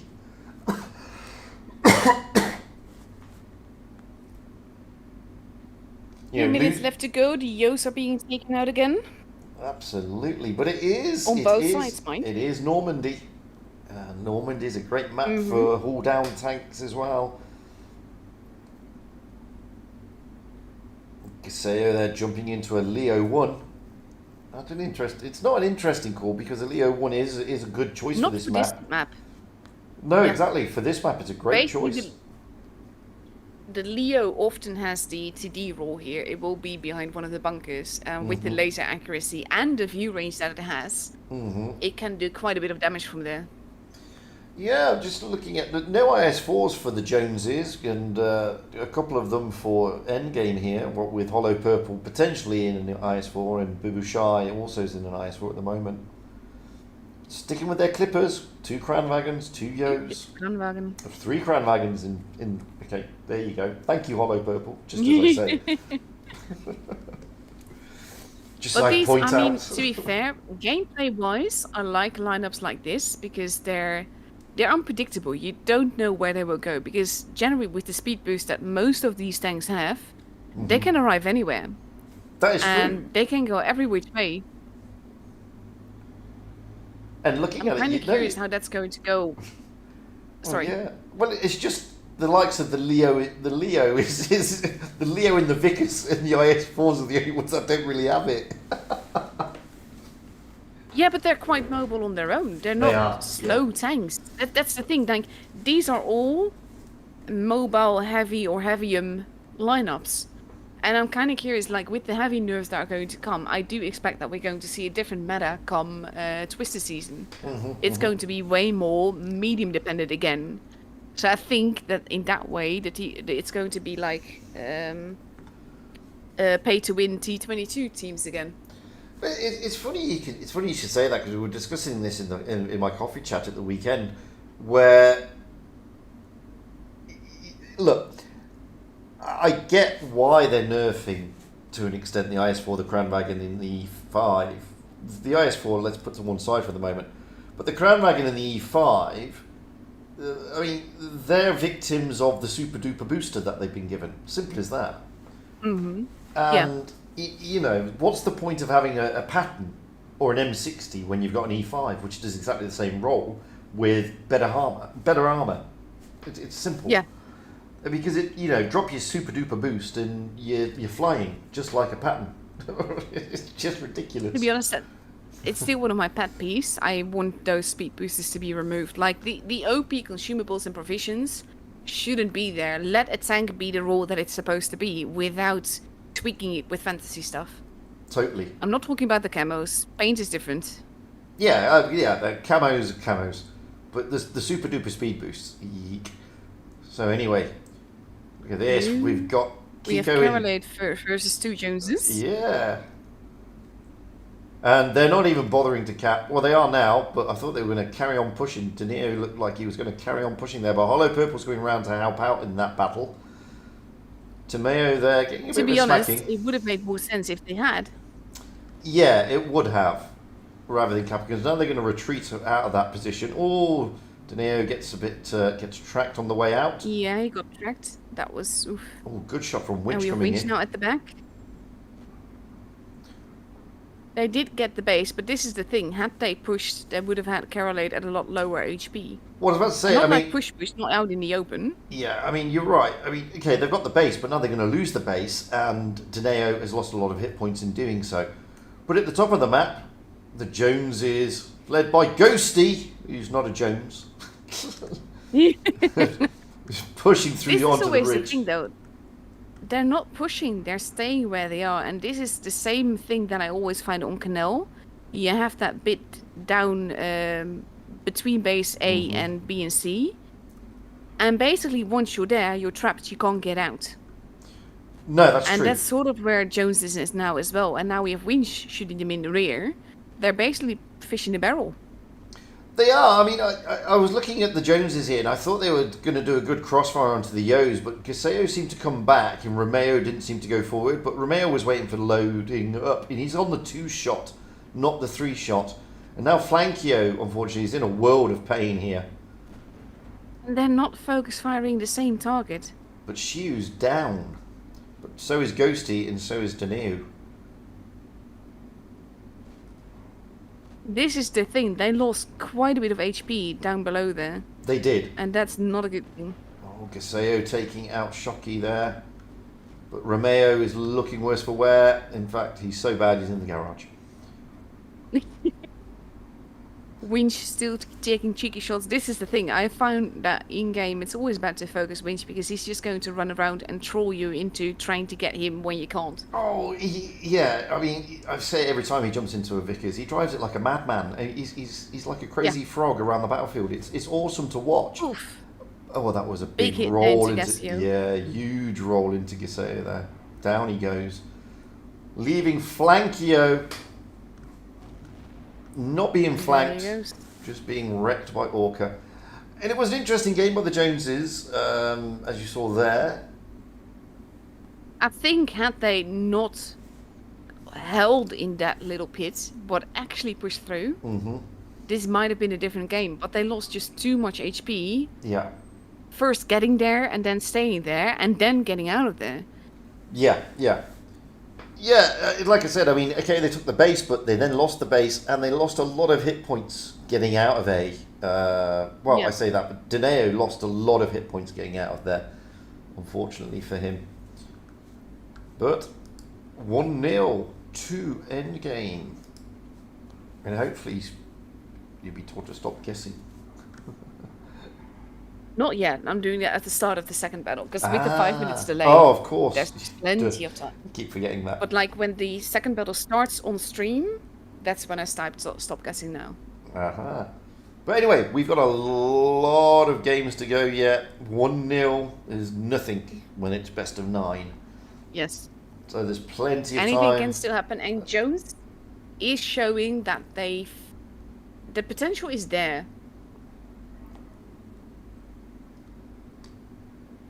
It's just, it's always EG, so it will be tricky. Absolutely. It is tricky. But, I mean, the thing is, I always find this with some of the pro teams. You can never tell from the first game. Because a lot of them go out in the first... especially when it's things like best of 9, because they've got room to manoeuvre. They're just testing the other side, seeing, who's doing this and who's doing that, blah, blah, blah, blah, blah. And that Endgame used to do that a lot. They used to go out in the first game and just test the other side. And, the Joneses have got a lot of Clan Wars experience under their belt. I mean, a shed load, to be fair. And here we go, second game.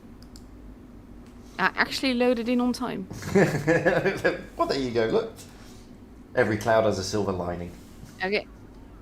Exactly. And now I've told people to stop guessing in the chat. So, like, in 5 minutes they hear this, but they will not have been able to guess in 5 No. minutes already. And already we're seeing a different gameplay here from the Joneses. Giseo this time in the Leo is doing exactly what we thought he was going to do in the first game.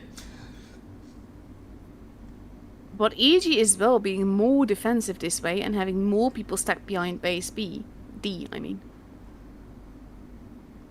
Whereas you've got... Cheeky shot there by Tamio. Indeed. But this time the Joneses are not they are taking the cap quickly. I mean, they are behind on cap points because D cap was taken first.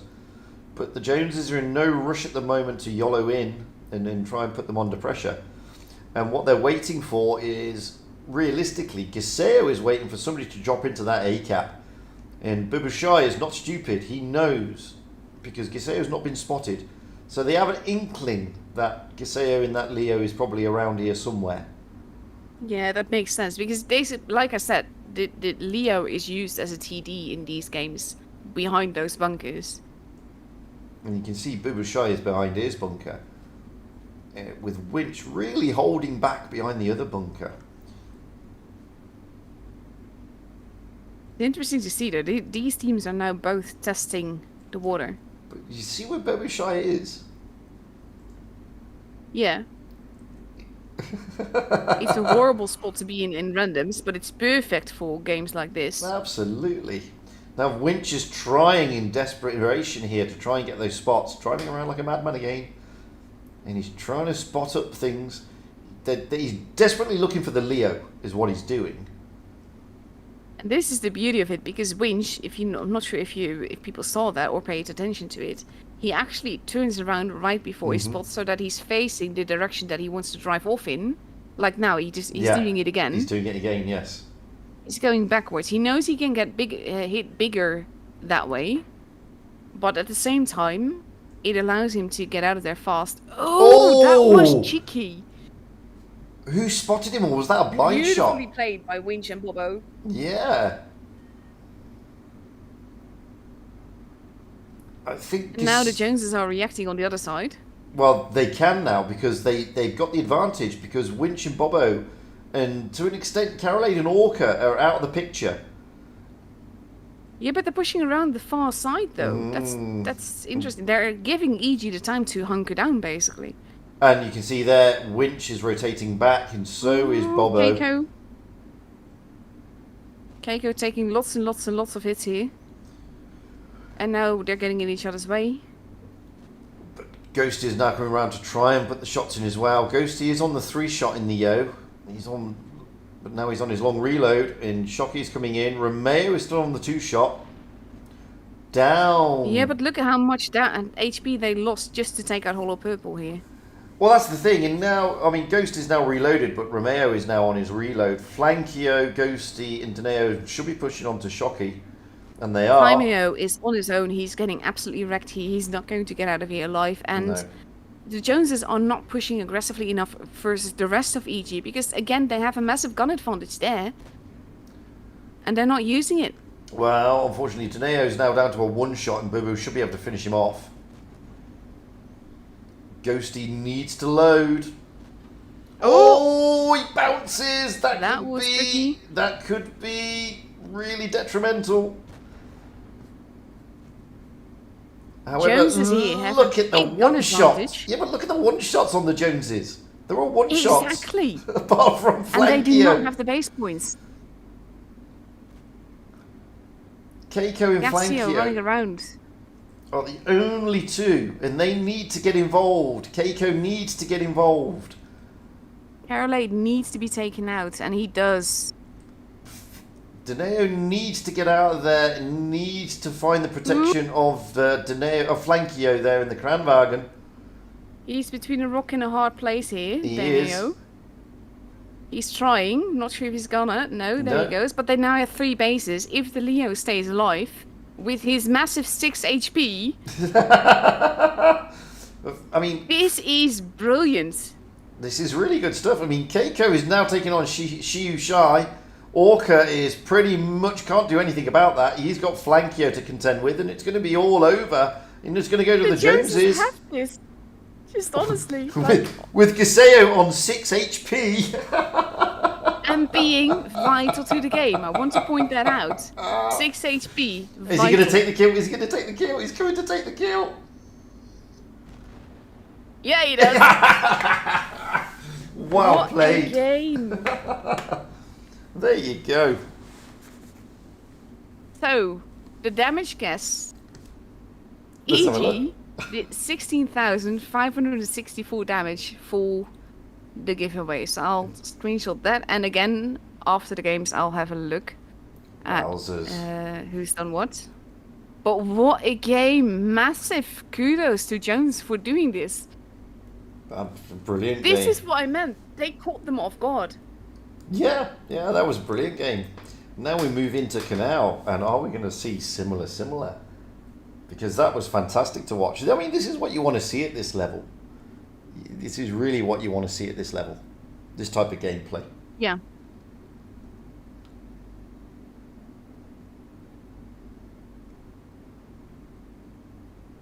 In the meantime, I need someone to DM me the first bits of damage guessing, because my YouTube chat is derping again.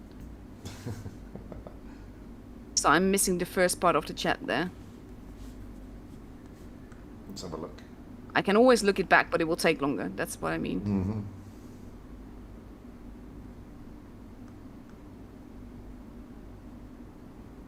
Mm-hmm. There we go.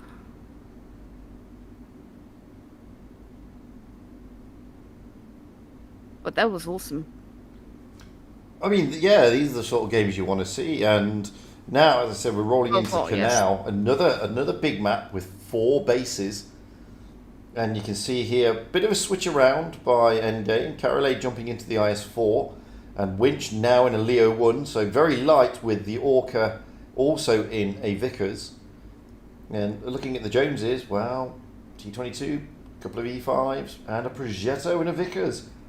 So mobility on both teams, but a bit more mobility with those E5s going to the Joneses. Just slightly.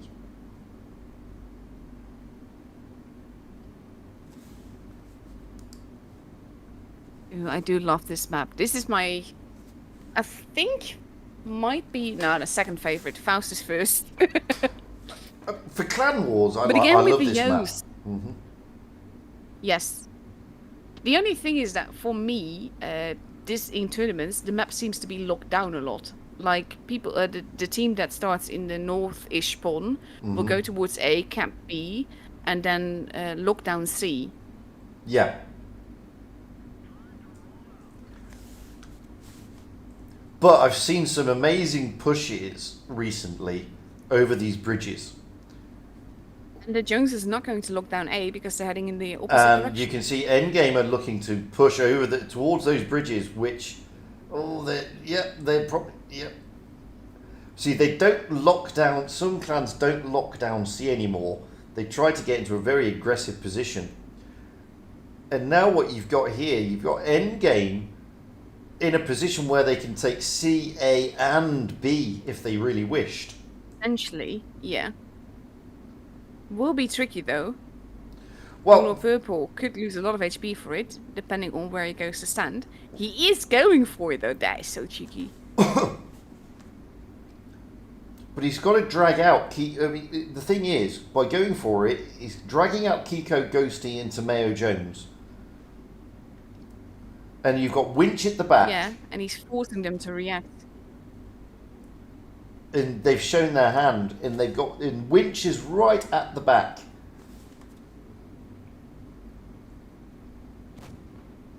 Although that is a good Purple shot. does need to be careful not to overextend himself, though. He basically needs to let the team do the damage here.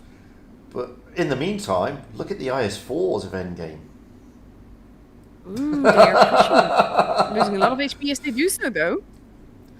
But that is a ballsy move, to be fair. Yeah. Because what they're now doing, they're because a lot of clans on this map like to put their tanks on those ridges to oversee both the C and the B cap if they can. And with those IS-4s there, they can't do that. Not really. And Tamio is getting crossfired there a little bit. Mm-hmm.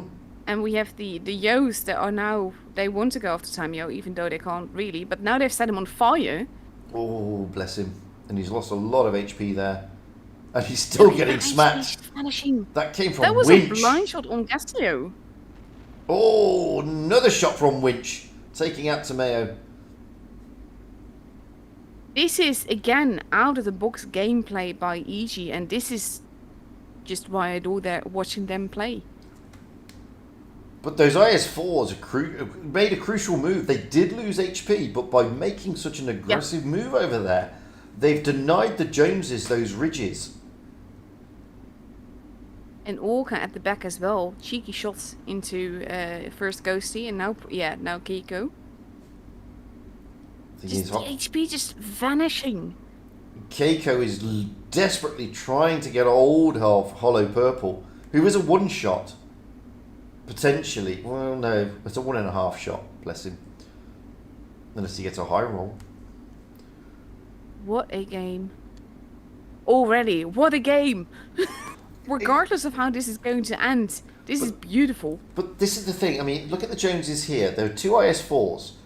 And you would think, well, there's 4 of the Joneses, only 2 of them. But those Yos in that position stop the Joneses pushing onto the IS-4s. That's the problem. Yeah. And Romeo would love to be able to push onto Caroline or Shoko. He would love to do it, but he just can't do it in fear of those Yos. Yeah. And now, here they go. Pushing. Here they go. They might take Caroline, but they're going to lose things. Oh, Romeo. That's exactly why the Yos were there. For that reason. For that reason. And I get it, because the Joneses don't really have a choice but to do this. Correct. But it costs them so much to do this, even now with the Neo just overextending that little bit, because he kind of has to. And then he gets shot in the rear. Mm-hmm. But this is the thing. What a game, and there we go. But this is the thing with Endgame. They put their tanks in places that force you to do things you don't necessarily want to do, and then you get punished for doing it. And that is why they're so frustrating to play against, because they can do stuff like that. And we saw there, Romeo knew that you could see, I don't want to push these guys, but we've got no choice. And in the moment he pushed it, boom. And it's amazing. I love it. I love it. It's brilliant to watch. And, you could see that the Jones, because people will be questioning, why are they not pushing? There's 4 against 2. Well, you've just seen the reason why. Because as soon as they push, those Yos come into play, and crossing, they just get wrecked.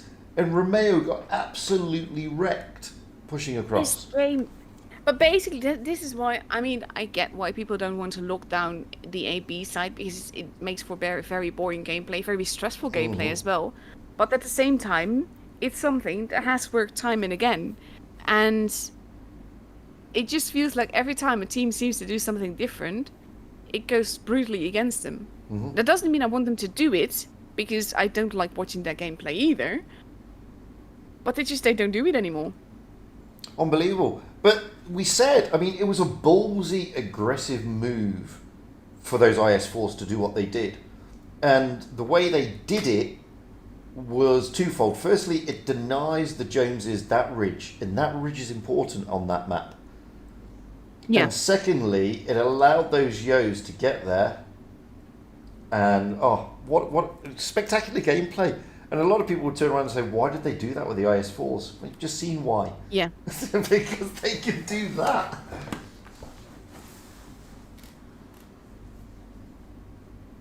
Oh, this is basically, games like this make me excited. This is why I want to stream tournaments and commentate tournaments. Mm-hmm. I don't like all the drama and all the unfair gameplay, the unsportsmanship stuff and all of that. Mm-hmm. For me, this is mainly the reason why I do not focus on stats and all of that. I'm literally just here for the gameplay. This is what happens when you have 7 players that are communicating together and on voice together, having made plans together. And what happens then? Look at where the Kranwagens are going. Look at this. This is the aggressive over-the-bridge strat. That and a lot of clans are doing this at the moment. Very aggressive over there to put maximum pressure on, and you can see here they're not being able to cap the C cap. But on the other side of the map, See how down goes Winch. Flankio. Look at this. Yeah, Winch is out. Orca is literally dropping down and broke his tracks going down, I think. Mm-hmm. No one has any base, but there's a gun advantage already. But that was a big roll into Shiu Shai there. Really getting hurt. And you could see, I mean, this time the Joneses are playing their game. And they've taken the wind out of endgame sales. And endgame wanted to be aggressive. Yeah, but endgame wanted to be aggressive on C, and it's the way the Joneses were aggressive on D has changed that game plan. Yeah. Beautiful. This is what I like the most. It's not just like, it's just, I don't mean to sound mean when I say this. Like, EG has such perfect gameplay. It's just always such a pleasure to watch. And it's just so great to see, like, a team catch them off guard and do something against them like this. Mm-hmm. Like, honestly, if this were the finals, I would not be disappointed. And look at it. Look at this. I mean, Keiko is now trying to flank round and get into Carolade. He gets a shot in. I mean, that is a great move. Bobo Shai is trying to get out of there. He's so cheeky. Oh, well played, Keiko. Oh my god. And now the back chat of Flankio and Romeo in the... Oh, they're going after Hollow Purple. This is great stuff by the Joneses. This is beautiful. Absolutely beautiful. The crossfire that they are creating here, they're catching EG out in their own OP positions that are just not holding. Look at this, Gaseo and Tomeo coming in on the pincer movement with Keiko and Dado coming on the one side. Oh, what a great move! They have totally outplayed Endgame. Oh. And now it's just Orca in the Vickers, and that he's not going to make this. How epic he is doesn't, in this case, going to help him. Not against 7 players. No. That is brilliant gameplay by the Joneses. This time they were determined. They knew what they were going to do, and they knew how to play it, and they just completely took Endgame by surprise. And this is what I'm saying. Joneses played their game. The Joneses played their game. Didn't even give Endgame the opportunity to dictate or control that map. Absolutely beautiful. This was just wow. Mm-hmm. That was brilliant. Absolutely brilliant. Oh. So we're back to absolutely, yes. 2-2. Now on to Flat Earth Society. Immelsdorf.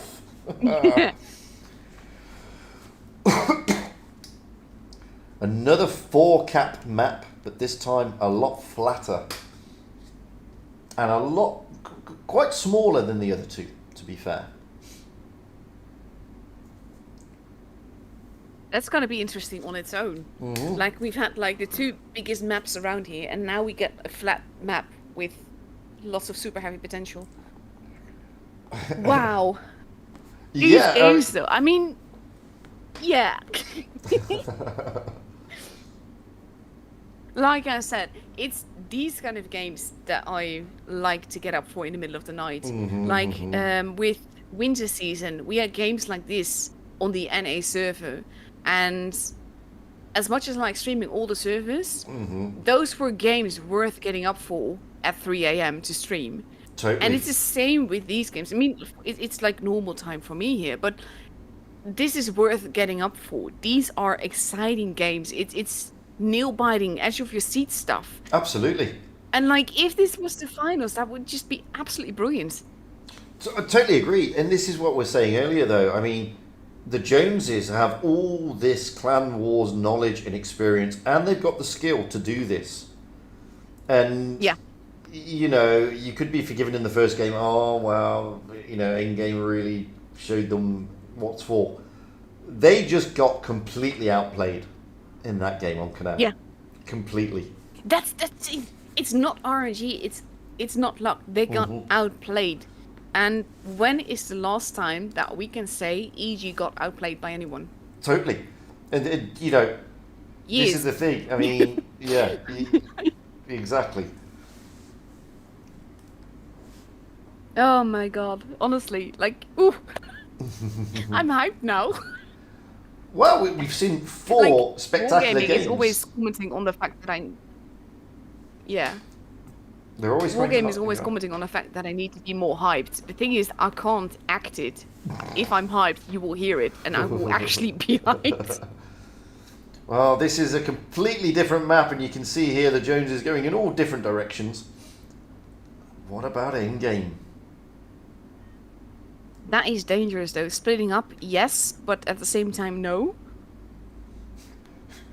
Winch deciding that the mouse is now a TD. Very nice. And again, these Yos just hanging back.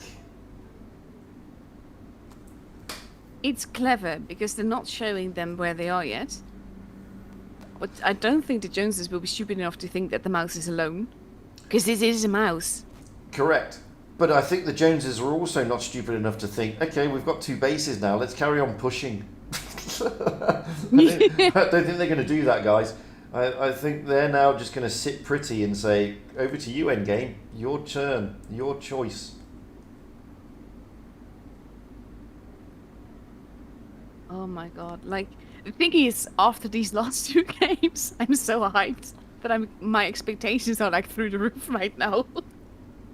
Well, Gaseo's in a great position. I mean, Orca's spotted, Winch is spotted. The Yos still aren't spotted. Flankio's doing his best in the 1-1-3 to get spot. Oh, and now the Yos are spotted. Flankio is doing his utmost to get out of there, but he's in a crossfire. Yeah, him getting spotted like that over there while trying to pull out. A is now being stolen, but they already have D. So as long as Flankio manages to get out of there, but he doesn't seem to try that. He's going to get so wrecked. He is going to get wrecked, unfortunately. That's going to be the end of Flankio. There it is. But at the same And time... it wasn't really needed. No, it wasn't totally necessary. I don't know if he had a bit of an issue there because he didn't seem to be playing... He didn't seem to be driving his usual normal south. Normally, yeah.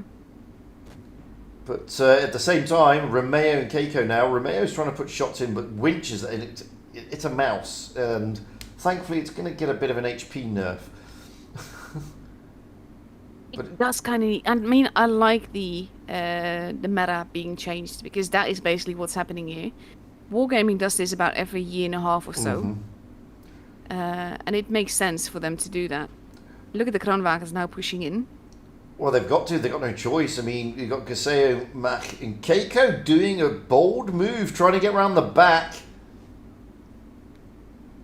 This will be tricky now, though, because all of the Joneses are basically together. Yeah, but Orca's now in trouble. The focus fire here on the Nilo is brutal. Absolutely, they've got. But now this is where the Joneses need their focus fire, and they're going after Winch. I always say to not focus the mouse, and I still stand by that. Danilo is still alive, though, amazingly enough. He was. Yeah. But the mouse is gone. But they do have 2 mouses on Endgame's team, so they had to focus one of them, really. But it's cost them a lot. Down goes Romeo. It cost them, not necessarily the mouse push. In the end, the focus fire from EG cost them the game. Because there's just too many guns, too much HP left. There is. And Tamio is not going to be able to hold that. Well, Keiko can't do anything there. He's going to go down, which leaves only Gaseo left.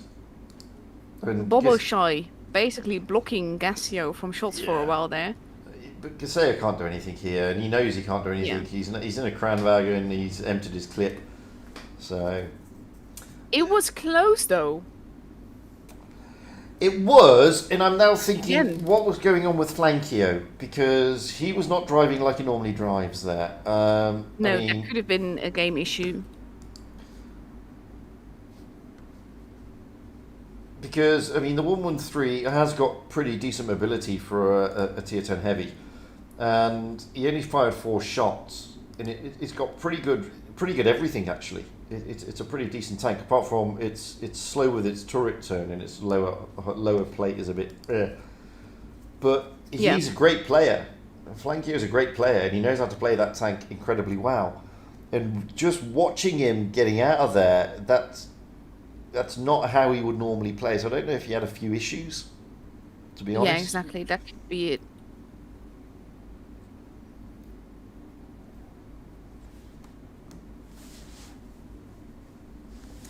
So, but yeah, that would be the next thing to add on the fact that there's a lot wrong with this season.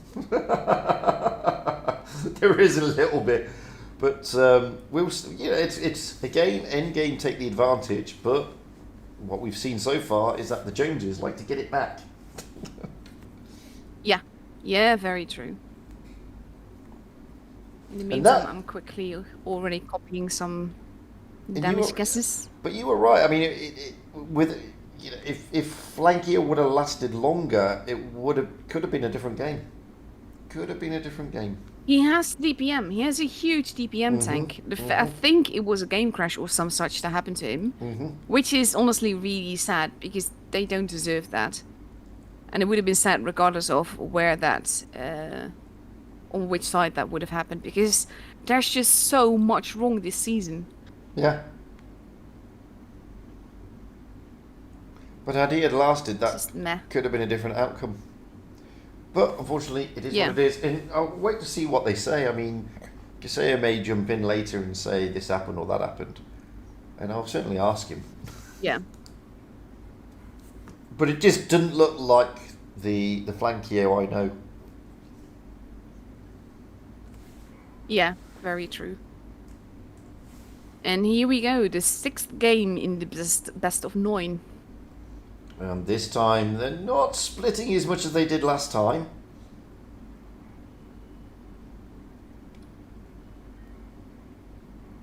Going for the 2 caps, D and B. Going up a ramp.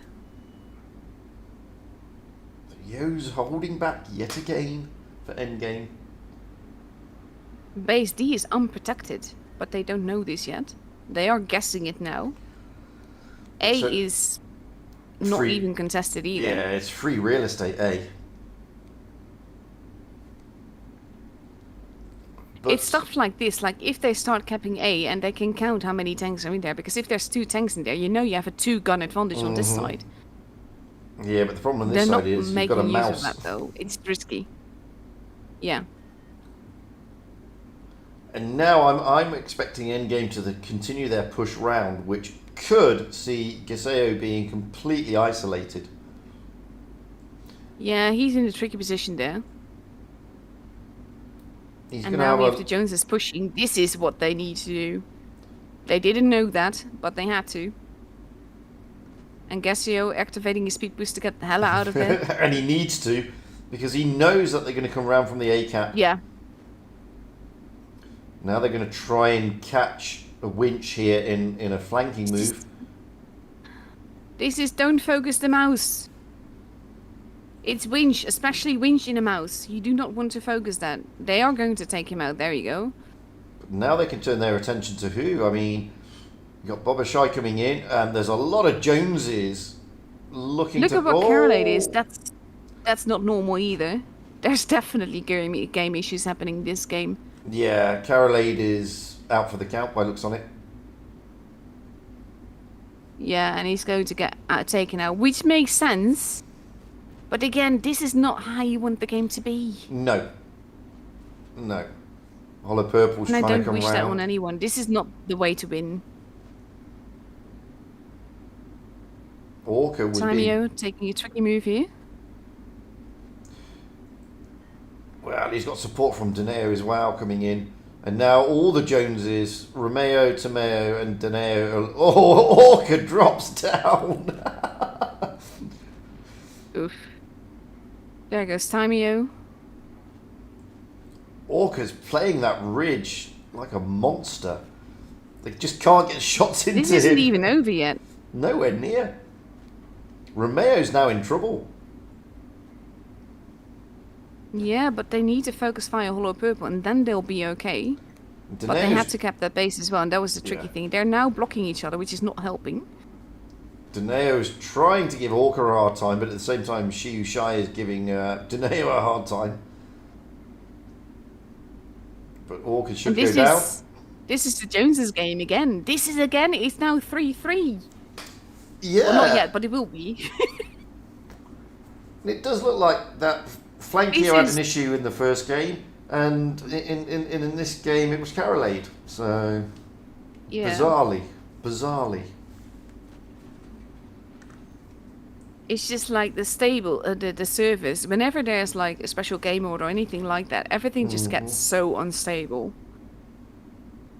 And there you go. And Wargaming doesn't seem to see that. Back to even Stevens. But also look at the HP spread that was left on Jones' side. They were all pretty low HP targets. Yeah. And there you see there, Carolade didn't even fire a shot. So he certainly had game issues. Yeah. Didn't even fire a shot. Did nothing.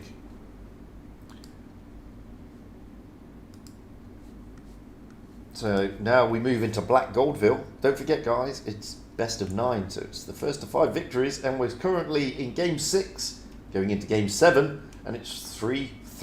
Woohoo!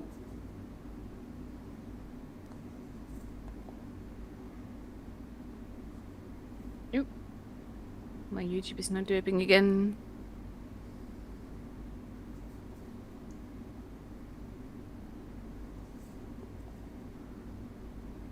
And KK just asks how we are able to view the battle like this. On PC, you can enter free cam in replays, and in this case we are assigned as spectators to these tournament matches. So no, we're not moderators or anything, we're just streamers. But we're also assigned to both. If you have a look, we're assigned to view both teams. So anybody can do this, but if you're doing it, then you normally only get assigned to one team if you're doing it in a normal QT.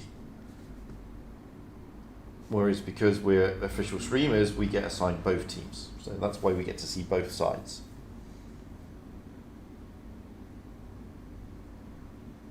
So Ashley Bevis has just said in the chat, big problems on an A server. He's left there because it keeps crashing.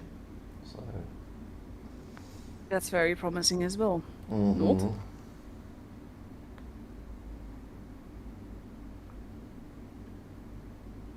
Ooh, there's some guesses that are very, very close. That's beautiful.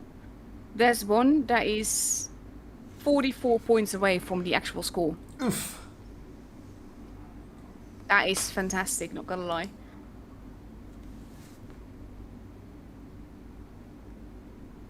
Game 7, guys. At the moment, it's 3 apiece. It's so close that you couldn't even get a very thin piece of thin paper next to it. This was awesome, to be honest. Like, regardless of what's going to come out of this, games like this are just fantastic. Oh, you got the Joneses, with the exception of Keiko, heading upwards. Keiko, on the other hand, is not. He's heading into the town, overlooking the sea cap. Orca in the Vickers, trying to get those spots. There. Yes. Ooh, and he does get them. He does indeed. That's a great position for the Ramio Vickers. Is stuck.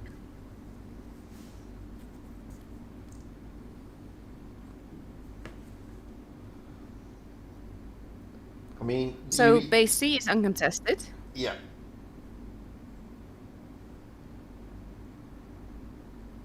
We have Cassio now going into base A. He might be able to get away with a cap there. But that might be tricky with Elysium there. It might be. He's in a tricky position. Ah! Yeah, he's definitely getting hit for that. Mm-hmm.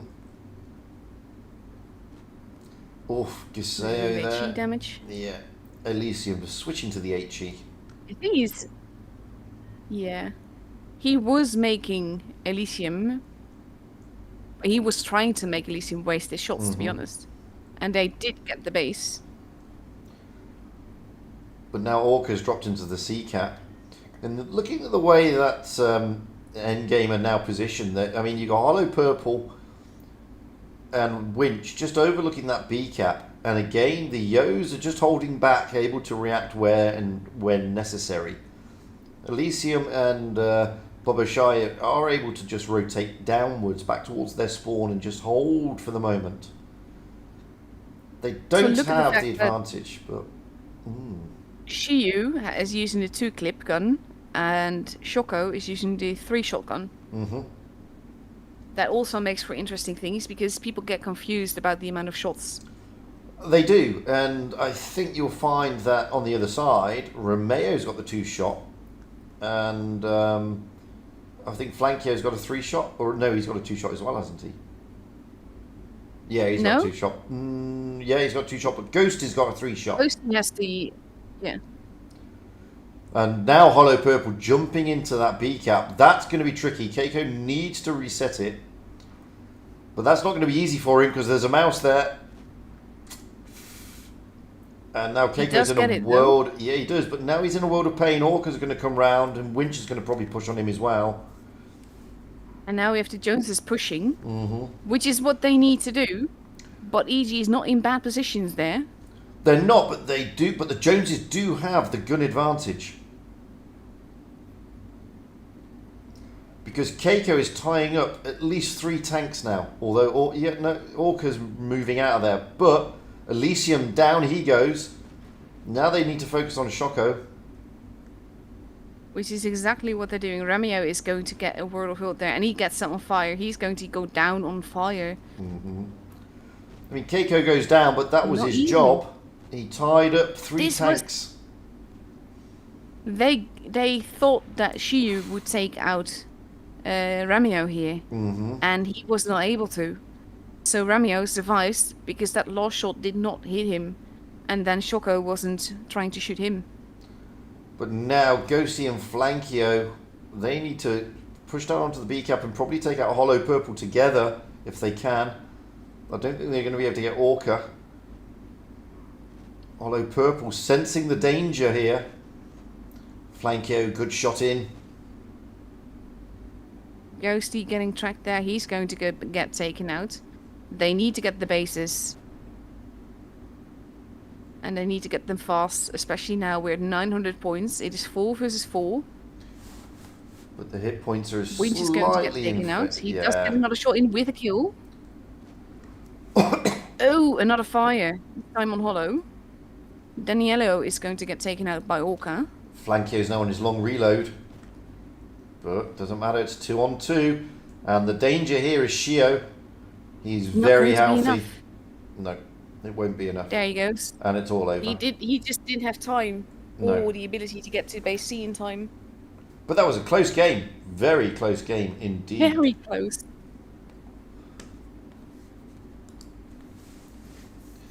Although, I mean, Shiyu Shai still had almost all his hit points, so it wasn't exactly going to be, you know, an easy game there for the Joneses.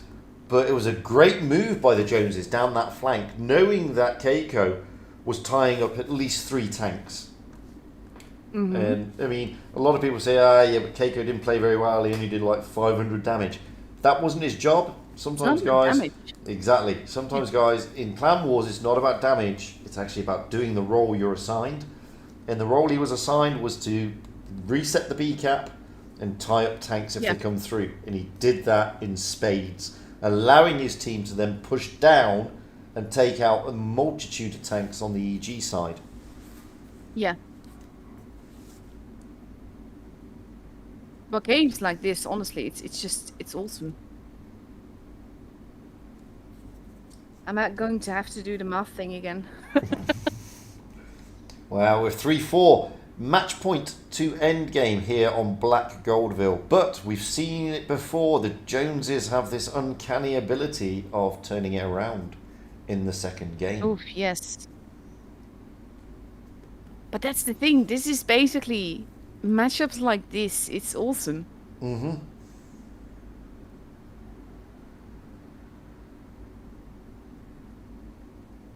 Oh. But yeah, the pressure will be on the Joneses to make it work now. Yes. They're going to have to dig a little bit deeper into all their experience and skill in Clan Wars.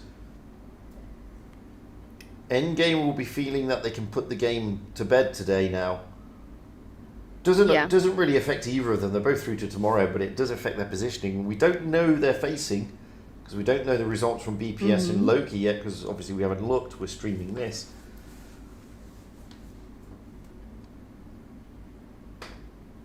Dun, dun, dun, dun. Indeed. However, as I've said, we've seen the Joneses come back time and time again. I'm kind of hoping, though, like for a tiebreaker on this matchup, with the way that it's been just epic so far. Keiko again going into the city all alone. Gassio going for an A-cap. But this time, Flankio and Tomeo are just holding a little bit. Overlooking that B-cap. Orca, this time... Gassio, you need to not be there. Oh, this time He Gassio... got so lucky there. He still is, yeah. This time Endgame have But sent... they need to get the base. Well, they do, but this time Endgame have sent more tanks up than they did last time. Yeah.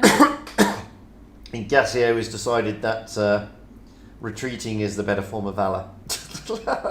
Exactly. And Winch has made himself known on the other side. So basically, neither team is getting any base. But that's, I mean, that Romeo is... gets spotted. That is a great move by Gassio, though. I mean, a lot of players would carry on and try and brawl there. And this goes to show, you know, the best guys know you don't brawl. They get out of there. Yeah. Now, though, EG will have a point advantage with Shoko capping the base like that and not being reset. They will. I mean, Daneo thought about trying to reset it, but unfortunately he's got an E5 of Hollow Purple and a Crown Wagon and Elysium overlooking as well. Gassio is now going to jump into the C-cap in that Vickers, but they are going to be on the back foot by at least a tank, maybe two by the time he caps it. Yeah, they will definitely need to either get A back or venture into base B. That's not something you want to do on this map if you can avoid it. No, and they've got, I mean, there's Bibashai there is overlooking the B cap for that reason, and Orca is a pain where he is. And even though the mouse isn't the best tank in... Oh, that was a big roll, though. He got set on fire there, didn't he? He did, yeah. Even though the mouse isn't got the best DPM or the most accurate gun in the world, it's still a pain in the backside when you're dropping into a cap. Look at where Gassio is, like all the way up into the corner, just to see if he can get shots into Winch there. But he has to be careful because on the red line, your mobility is basically nuked. Yeah, but he's not spotted at the moment. Keiko is. Gassio is just can't get a decent shot in, or they may be able to now. He's now spotted Winch again. Winch knows he's there. Oh, Gassio is now spotted. This is so far the most patient game that we've seen. It's very tentative. And if you look at the positioning, you can see why nobody can really push. See, Endgame can't push through A because they know the Joneses have got a lot of tanks there. Although they are moving now, with Shoko pushing forward and Shy pushing forward. But they don't know where all the tanks are, especially those Yos of Ghosty and Romeo. Now the B cap is being pushed by Tomeo and Flankio. That's a good move. It's a very good move. Yeah, they kind of have to. But Winch is being set upon. But they've left their big guns at the back, which is a really good move by the Joneses here. Yeah. Ooh, Tamio needs to be careful, as does Flankio, to not overextend. Well, I think Kiko and Gassio are there, though. I think Tomeo They're taking care of Winch. Overextended a little bit, and he's trying to get back out of there, and he's managed it just. It could have been a lot worse. But Shiu Shai is now coming in, and he is fully loaded. Down goes Winch. Down goes Hollow. And Hollow Purple, but Flankio. Look at the points for the Joneses. They are going to lose Tomeo, though. He's going to go. There he goes. Yeah, and now they're going to lose the base again, because now there's 4 tanks from endgame there. Yeah, but they can farm. So this is the thing. They can either... Yeah, that is the thing. This is again one of those pit things. which is very dangerous to be in. There you Oof. go, Elysium down. Shu Shai is Was out in that the an open. ammo rack? It looked like an ammo rack to me, but Yeah. there was a lot of shots going in. They have got the base, but they've lost a lot of HP doing so, and now Shock's gone, and now Shu Shai's on his long reload. Romeo Jones will be fully loaded before Shu is. And this is going to the Joneses. They got it. Oh my god, they got it back again. Seriously, we get a tiebreaker. This is bloody fantastic. Well, see, the Joneses never disappoint. No, they definitely don't. It's beautiful to see them like this. Like, I know that they're really good players. They're very experienced. I've never seen them play at this level.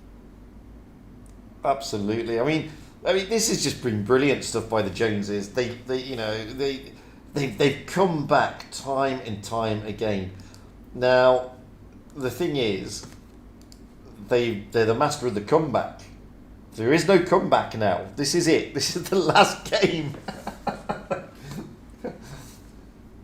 This is winner takes it all. Yeah. In the meantime, I'm doing that quick math thing again. And it's on Yukon. It's on the map Yukon. Another big map.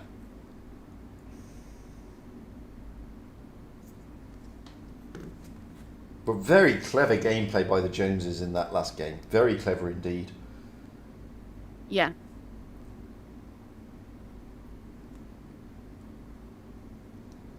Honestly, I love it. I love games like this. I love winning when I'm caught off balance myself.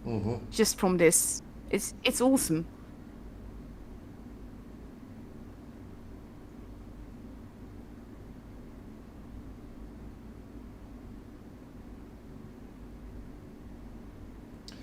Oh, so we had match points. Now we've got game points. This is it. This is game point Yeah. for both teams, and it's a tough one because both of these clans have played spectacularly. We've had Endgame taking the lead. The Joneses bringing it back, time and time again. Now only one team can win now, and ooh. Pressure's on both teams. Both teams. This is also, it's a tricky map. It's a full base map that makes it all the more interesting. Mm-hmm. Just, ooh, I love this. I love this. It's a 4-base map, and I'm just noticing the Joneses have gone very heavy. They haven't got a light, whereas Endgame have. They've got Orca in the Vickers. Interesting to see that they've taken the E100 though. Mm-hmm. I mean, that was to say to me, they're looking to dominate around the A cap in the middle area. That would make the most sense. But it is dangerous to be this heavy on this map. It is, and I'm surprised that the Joneses haven't taken anything. I mean, Orca is definitely going to go to the D cap or the waterfall to get those spots, one of the two. And I'm just I looking think at Orca first now. one, then the other. No, he's gone to get the spots. He's looking at the spots. He's got Winch with him and the Yos as well, which means Flankio and Dineo going that way are going to be heavily outnumbered. Ooh, they don't want to be there anymore, I reckon. Well, they don't, but they're If they pushing. push now, which they are. This is cheeky. Look at this, look at this. Oh, Shu Shai just stopped and turned back around. He was going through the middle in one stage. Which is really getting wrecked, but now Shu Shai comes round to try and relieve that pressure. Yeah, we have Orca getting shots in, and the other Yo almost reloaded as well. Flankio is not doing too good, and he is getting tracked, like a lot. Dineo there trying to keep, but look at this, they've tied up 1, 2, 3, 4. 4 tanks are now tied up over this side. They should be saying to their team, guys, you can push the middle, push the middle. Yep. That's the thing, they're not doing that.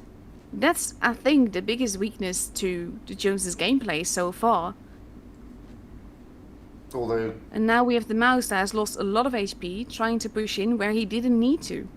yeah, I mean, they could have, at this stage, they could have pushed onto Bobu and Elysium and the Crown Wagon and the Mouse and then flanked round onto the Yos. And they've lost a lot of hit points by going down to take on the majority battle. In fact, there goes Tomeo. There goes their Mouse, there goes their armor. And there goes Flankio. Flankio is gone. They don't have the HP advantage anymore. They don't have the tank advantage. And they don't have the base advantage. This is EU taking it home, and this is the first game where I feel that Jones dropped the ball. Totally agree. I think with Dineo and Flankio tying so many tanks up, the middle would have been a better push for them. Yeah. But they seem to come round the other way. It's 3 I against... like that we're seeing GGs in the game. Absolutely. Like, in random battles, never say that unless you're on the losing team. Mm-hmm. But when it's in tournaments, it's generally a sign of respect, especially when the whole game has been so close, the whole series. And it has. That was beautiful. There you go. Oh, there you go. But the thing is, I mean, in-game made that look slightly easier than what it should have been. The Joneses, I think, did drop the ball a little bit there. I'll be interested to have a chat with them to find out. Because I think they could have done... Here? Yeah. I mean, Orca doing over 4k damage in the figures. He was sniping, like, really well. And again, this is something I don't advise you to do in random battles. But when you're working as a team, doing that can be exactly what you need to do. But this is the thing, you see. Orca was over by the waterfall. Had the Joneses have not pushed down to save Flankio and Dineo, Orca wouldn't have been able to farm all those heavy tanks coming in. Yeah.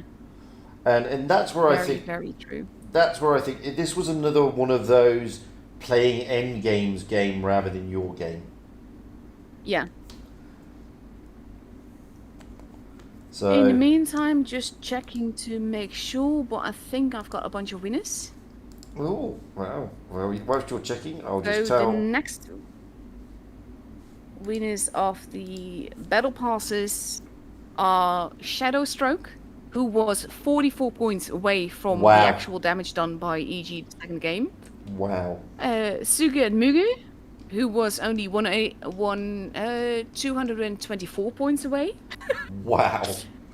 And then you have Atomic Gerbil from the EU server, who was 242 points away, 44 points away. Oh, nice. So it was so close. Aqua Knight, but then with an H rather than an N, from NA server won as well, and Maxi Taxi won from the EU server won as well. Excellent. So massive congratulations. Yes. Well done, guys, all 5 of you. And as Amaunet said earlier, Yes. you won't get the battle passes till around the 2nd, 3rd August. So don't start chasing Exactly. So if you haven't gotten it, if it's August 4th and you haven't gotten it, then message us. Absolutely. But don't forget. Until then, do not. Yeah, but don't forget this. The battle passes don't come from us. They come from Wargaming Direct. Exactly. So that's why your in-game name in server is vital. Because if Wargaming can't find you, then you won't get it. Simple. And Exactly. on that, Loka turned over BPS 5-1.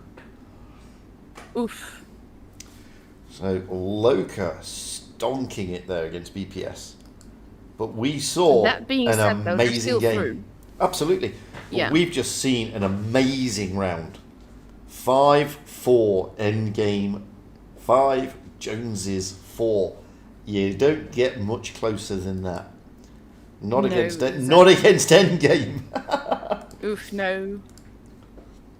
And in the middle echelon, we had 7 Erks. They went out against TT, and they beat them 5-3. So 7 Erks Nice. doing well there. And then we had Sparta against RNG.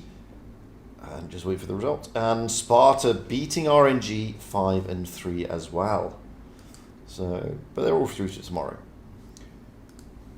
And then looking Exactly. further down in the lower echelon. So we have GX riding high in Group 1, followed by Power. Demon and Latte really struggling.